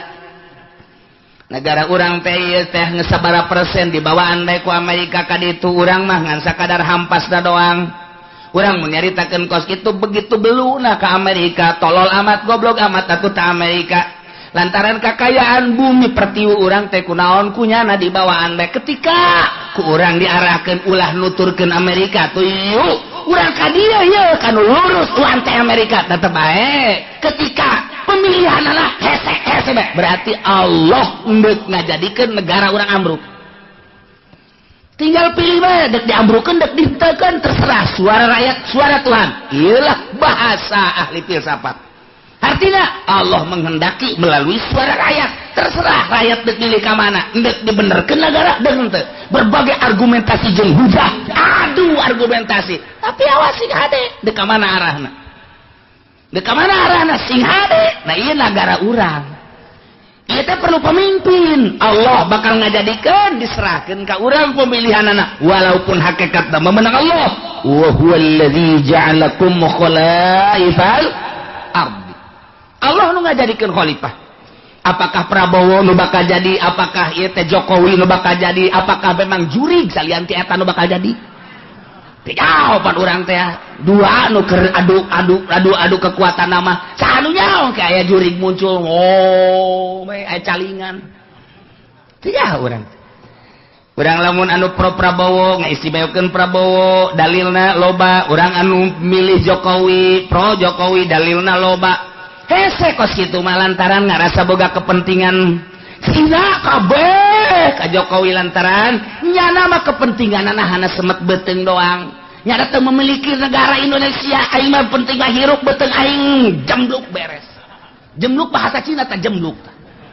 Penting beuteung aing jembluk nyana mah. Sok Cina mah cicing di mana bae apa memiliki nyana bahwa ieu negara nyana henteu nyana mah. Henteu nyana mah. Urang dek nuturkeun kos kitu silakan. Tah, ayo argumentasi nu ieu mah memiliki negara. Tah, tapi kan hese di kitu-kitu masyarakat mah boga pilihan aing pan usaha. Lamun henteu bergaining jeung Cina ke bakal kumaha? Pilih bae geus ka dieu, ambruk berarti. Aing mah milih ka dieu bae. Lah, lantaran aing mah anu terserah sa ambruk ge henteuna. Nganu jelas mah kabeh ge nu geus ka dieu hese di ka dieu keuna, nu geus ka dieu hese di ka dieu keuna. Lantaran boga kepentingan masing-masing.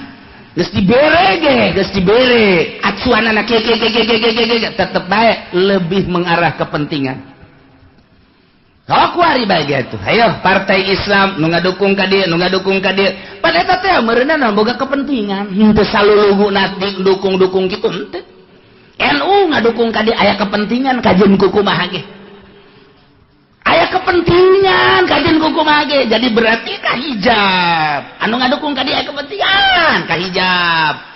Tai kepentingan-kepentingan ieulah anu ku urang dek dibersihan teh dina ilmu thariqah mah mun deuk ibadah, carita mun deuk ibadah. Satungtung aya kepentingan-kepentingan di luar Allah silakan. Eta teh nu hese ge. Nemandak ditanya Tuan Syabdul Qadir, Tuan, anu istimewa si kumaha ibadah istirahatkeun. Abdi pugu geus istirahat awak mah gampang. Tunduh istirahat mata sare. Coli geus terlalu loba ngadengekeun. Kitu suara-suara istirahatkeun ku urang bisa sare, bisa ka gunung, bisa ka leuweung. Awak lantaran terus-terusan bae urang bekerja capek istirahatkeun ku urang. Mungkin istirahat di puncak di Indonesia mah, di Bali misalnya, ka Singapura misal istirahat gampang tah kos kitu mah cek Imam cek Tuan Syabdul Qadir. Haha, istirahat kos kitu mah tama istirahat nihil. Nu hese kumaha Tuan? Nu hese mah ngaistirahatkeun pikiran. Pikiran diistirahatkeun tina gejolak dunia. Nu tatadina dunia bergejolak dina pikiran urang, tina sepeda hayang motor, tina motor hayang mobil, mobil ge hayang sababaraha macam istirahatkeun geura kos kitu teh buka tunda di dieu. Indah ge. Urang tatadina hayang boga jabatan ti dieu hayang ka dieu, ti dieu hayang ka dieu. Mun karyawan teh mah karyawan biasa hayang jadi personalia hayang tadi kitu wakil direktur jadi direktur. Istirahatkeun geula. Simpen di dieu. Nah, segala rupa istirahatkeun urusan duniawi. Istirahatkeun. Teh ka Allah keun hiji. Kumaha carana Tuan? Carana gampang. Nuku urang diangan-angan, nuku urang dipikir-pikir soal dunia eta teh fana rusak bakal ditinggalkeun. Urang bakal ninggalkeun da ima nyana ninggalkeun urang ti heula wa ima urang ninggalkeun ti heula. Nu jelas mah kabeh ge rusak disebutna fana. Masa sih urang udag-udag nu rusak nu bakal ditinggalkeun? Maningat ge urang udag-udag anu bako. Pikiran orang kanu maha bako Allah subhanahu wa ta'ala awalun bila tidak wa akhirun bila tiasok lempengkeun geura ka Gusti Allah angan-angan piceun timpen di dinya. Tah istirahat eta nu hese mah istirahat mata mah reup hees, istirahat ceuli mah gampang, malah istirahat mata mah bari ngaji ge loba toel kuda sia ngaji istirahat aing loba tah mah kos kitu mah istirahat mata, istirahat ceuli, istirahat awak gampang cek tuan Syekh Abdul Qadir. Nu hese istirahat angan-angan jeung pikiran. Lamun eta geus bisa diistirahatkeun tek ketika ayana naon aing keur istirahat ti kos kitu. Ayalah tawaran jabatan teu aing keur istirahat. Aya tawaran awewe teu jore. Berarti aya ke harapannya eta. Tolol teu goblok. Istirahatnya setengah-setengah tahu. Istirahat kan. Masya Allah. Urang lamun geus bisa ngaistirahatkeun kos kitu, ih mata hate ka Allah. Akhrij hubad dunya min qalbika fa inni la ajma'u hubbi wa hubad dunya fi qalbin wahid. Kaluarkeun geura hubud dunya dina hate. Lantaran cek Gusti Allah aing moal ngahijikeun hubud dunya jeung hubud ka aing di hiji hate. Kaluarkeun. Nu mantap diibaratkeun ieu teh awak teh okos kitu naon ngaranna okos belantara. Urang leumpah ninggalkeun belantara set geus katinggalieun ta dunia hiji. Keur ngahareupan akhirat kuari. Urang aya di ranah akhirat. Ternyata ranah akhirat ge masih kena hijab kene. Tinggalkeun teu kanyueun akhirat. Geus ninggalkeun dunia, ninggalkeun akhirat, kuari urang kanu nyieun dunia jeung akhirat. Allah, mun geus kadinya indah jasa. Eueuh kabungahan kecuali bareng jeung Allah, eueuh kasenangan kecuali bareng jeung Allah. Kieu bae sih, kuari kieu ye. Urang lempah babarengan jeung nu boga pabrik egel. Waduh, egle geus kuari bae egle geus. Urang babarengan jeung nu boga di pasir teh pabrik naon garang-garana? Gajah Tunggal. Urang ka Jakarta, ka Bandung bareng merasa bangga sebab naon? Ieu nu di sisi urang teh nu boga Gajah Tunggal. Dek ka restoran mana tinggal am, dek ka hotel mana tinggal reup. Ndek hiburan nu mana tinggal daek sebab nyanalah nu sugih menanggulangi urang. Aya satu kebanggaan nu hayang bangga. Woi, pohara jasa atau urang babarengan jeung nu boga lipo. Boh, dunia san urang bae. Kabeh ngontrak aing doang. Pohara jasa. Eta keur carita dunia bae. Urang nu hobi jabatan, gila jabatan bareng urang jeung bupati. Satu kebanggaan. Kiai nu babarengan jeung bupati teh ngarokona ge geus lain. Wah, eta cenah overdosis eta. Overload eta. Aduh. Kabeh kadeuleun ku batur aing kiai keur bareng jeung bupati bangga jasa. Naek nyana jeung menteri. Dua ngarokon.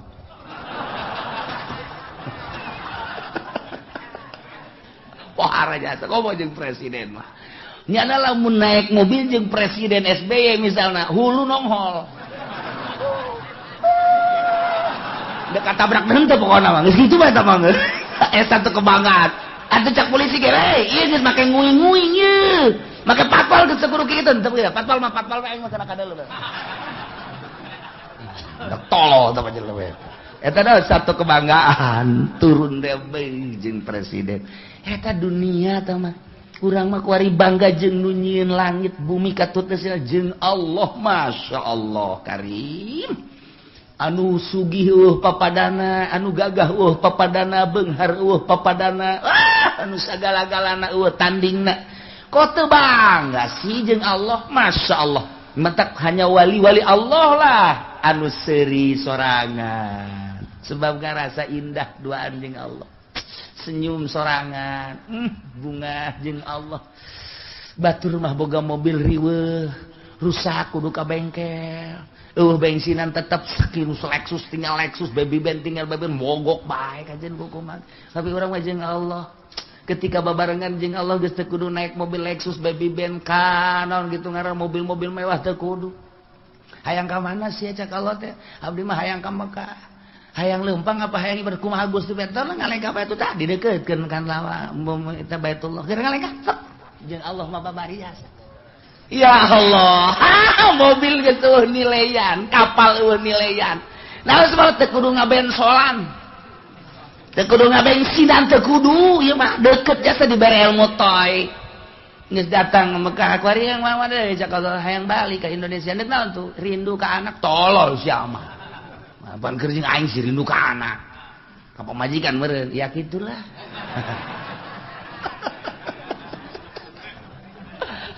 Dek jalan mana tuh cek Allah teh seakan-akan gitu dek jalan luhur cara manuk dek jalan handap sapatala cara Syekh Mansur atau dek jalan biasa bae darat yang ngakeun we kumaha Gusti bae ajar darat batu perem deuketkeun bumi teh legal datang perlu mobil oge teu kapal teu perlu na jeung Allah bae lamun geus kurang deket jeung Allah teh tah lelengkahan dek ka mana bae ge masyaallah karim ini sama gilir ge geus kudu make mobil gilir kana kolot kana ngora aduh mantep jasa geus cak nu kolot isi juri tah lain bagian di aing aya di aing ya kana teh cak nu ngora kitu keneh ieu mah jurig beureung gajeun kukumaha ge janyana mah kadang aya kadang eueuh wah ieu mah kajian kukumaha ge aya Mbah Jamrongan ieu mah cenah mah ayo geus deket jeung Allah mah ngeunaheun jas masyaallah karim lamun tuh Abdul Qadir buka jeung muridna aya 40 di ditu aya ditu aya ditu aya ditu aya bisa kos kitu teh ieu Gusti bahasa gala-galana ya Allah tinggal urang ngadeketkeun Allah deket jeung Allah micenan dunia tah nah mata cek tadi ge istirahat mata gampang istirahat seuli gampang istirahat awak mudah nihil da mah kitu mah istirahat angan-angan jeung pikiran nu lain ka Allah istirahatkeun mun eta geus bisa mantep mantep orang dakwah ka Gusti Allah ngajak melalui Al-Qur'an hadis ketika aya nu mawakeun proposal tidak saya sedang istirahat ngabur sia ka ditu leutik istirahat ke aya nu mere mobil ti gubernur ayo ieu mobil hadiah ti gubernur kok mere hadiah lantaran nyana geus karasa kadukung jeung kadoakeun aing istirahat tina pemberian ti pamarentah bawa ka ditu Gusti hayang aing istirahatkeun kitu karak pol ka Gusti Allah gimbir jelema okos jelema tapi lain okos lain jelema tapi jelema sebenarnya saha sih nyananya eta istirahat tidak geus kitu lamun urang geus bisa ka istirahat berutan tuan Abdul Qadir istirahat angan-angan istirahat pemikiran selain Allah karak cekas ujianna eueuh nanaon nah balikan deui Allah teh alladzi ja'alakum khalaifal ard anu ngajadikeun karanjeun kabeh di muka bumi sebagai khalifah penggede pemimpin raja-raja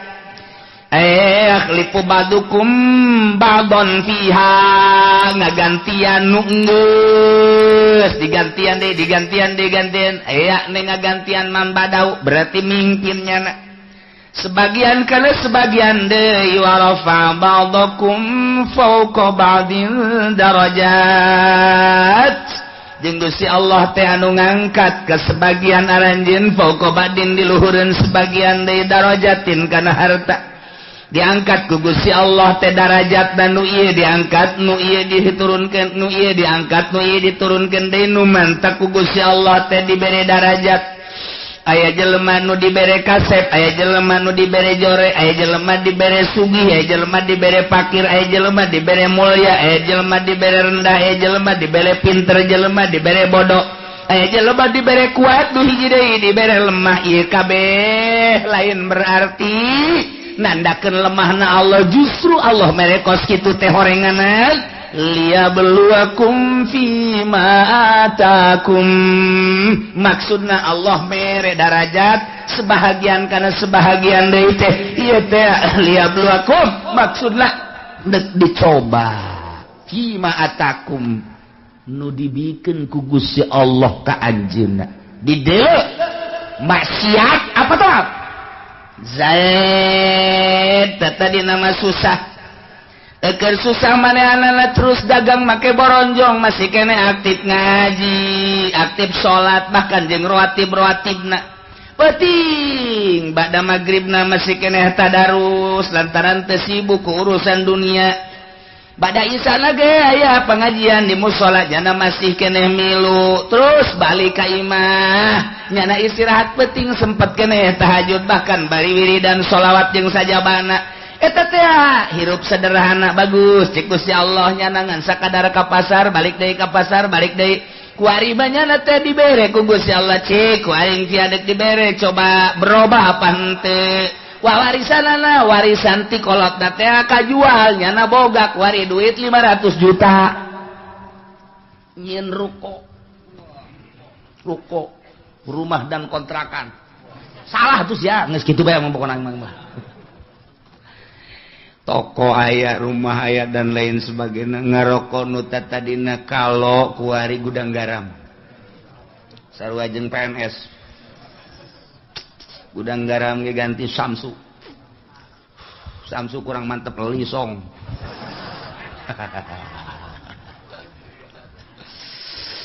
atuh kuari mah bajuna ge sing ciripit lain deui kamari mah di bawah sederhana beuh kuari mah geus mantep jasa bih kuari mah mobil lagi Fortuner 500 juta atuh pohara jasa geus kajieun ruko jeung boga mobilnya ngadean imah kotrek aya pohara jasa kakembangan di sisi imahna aya segala rupa yang geus 500 juta ditanya geus dilok nembalan ku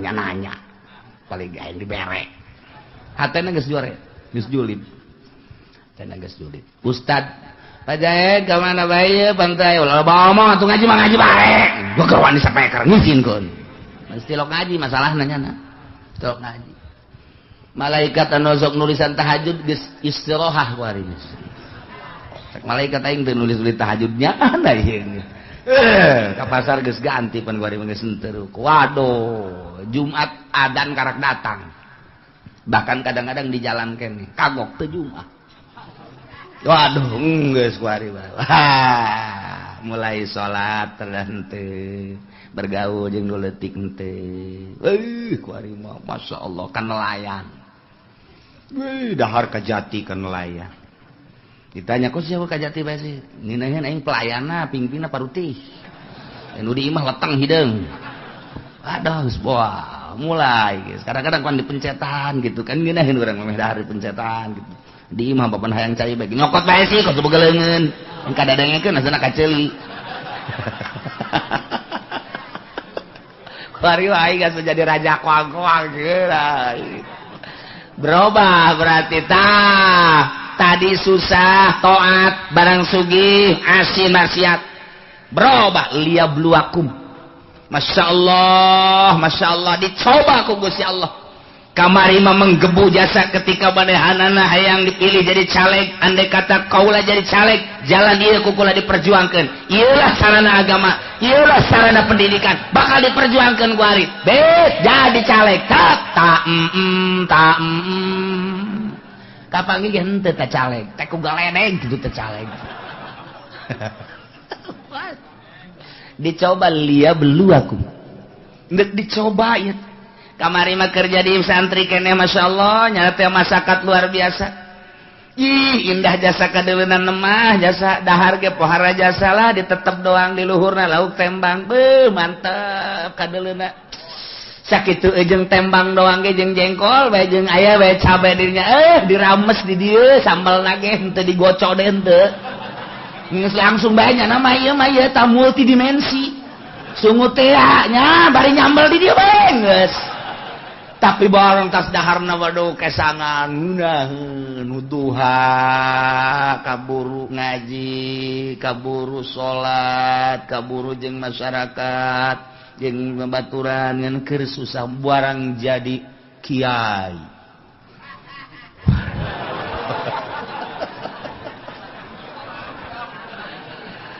tewauh jeung nu leutik masyaallah mun ngariung teu diberkatan marah aduh ieu jadi kiai mun dahar kudu loba bae deungeunna dan lain sebagainya wah cat Allah ditambahan predikat kiai kok jadi kos kieu jadi takabur endahan iring-iringan jeung camat jeung bupati teu puguh nu diperjuangkeunana iring-iringan nu kos karait oh liyabluwakum.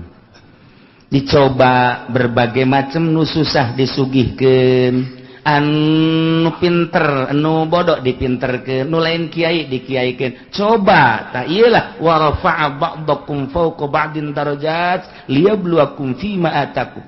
Istiqomah henteu manehanana. Ketika istiqomah ngaji bae. Keur susah ngaji. Kesenang ngaji bae. Kemudian nyana teh keur pakir ngaji, soleh ngaji bae. Jeung jelema kitu-kitu bae istiqomah. Ha, berarti ieu mantep ieu dicobana ku Gusti Allah. Toat-toat bae. Dah keur teu boga mah pikiran zakat aing, barang engget-engget ya.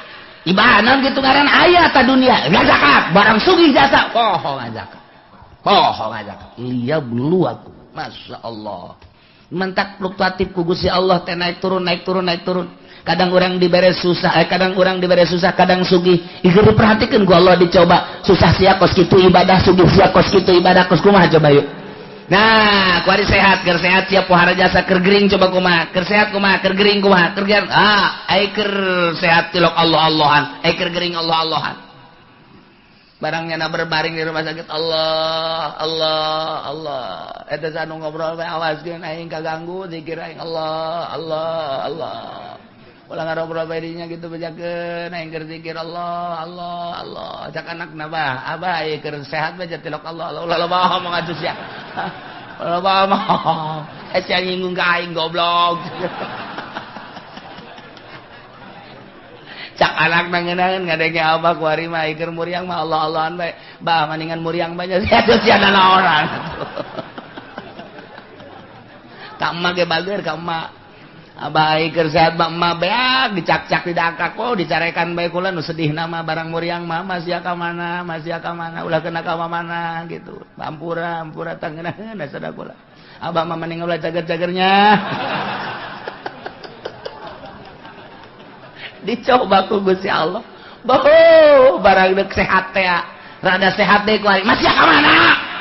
Tuh, cak lagi mending ulah cager abah mah. Dicoba eta ya Allah liyabluwakum. Masyaallah. Nah, supaya stabil, keur susah, keur senang, keur sehat, keur gering, keur sugih, keur fakir, keur jadi rakyat, keur jadi pejabat. Tetap ka Allah. Masya Allah, mantap jasa. Wa rafa'a ba'dakum fawqa ba'din darajat. Maksudnya liyabluwakum fima atakum. Awas, inna rabbaka sari'ul iqab. Sanyanya pangeran anjeun gancang, capat nyiksana bagi jelema nu berubah.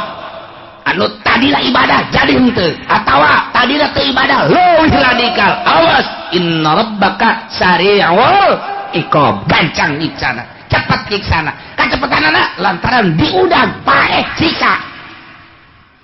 Wa innahu laghafurur rahim.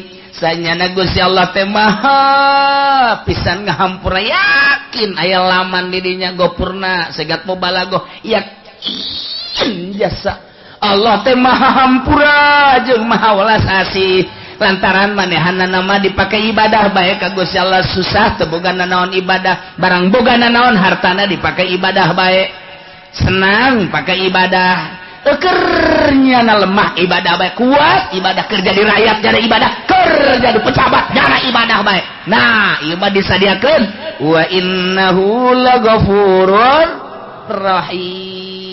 Jadi engke kadituna hasil cobaanana ku Gusti Allah. Anu taat bakal dibere Ghafurur Rahim sorga, anu maksiat bakal dibere sari'ul iqab. Hasil cobaan Allah bakal seperti itu. Tinggal urang kuari nu dicobana.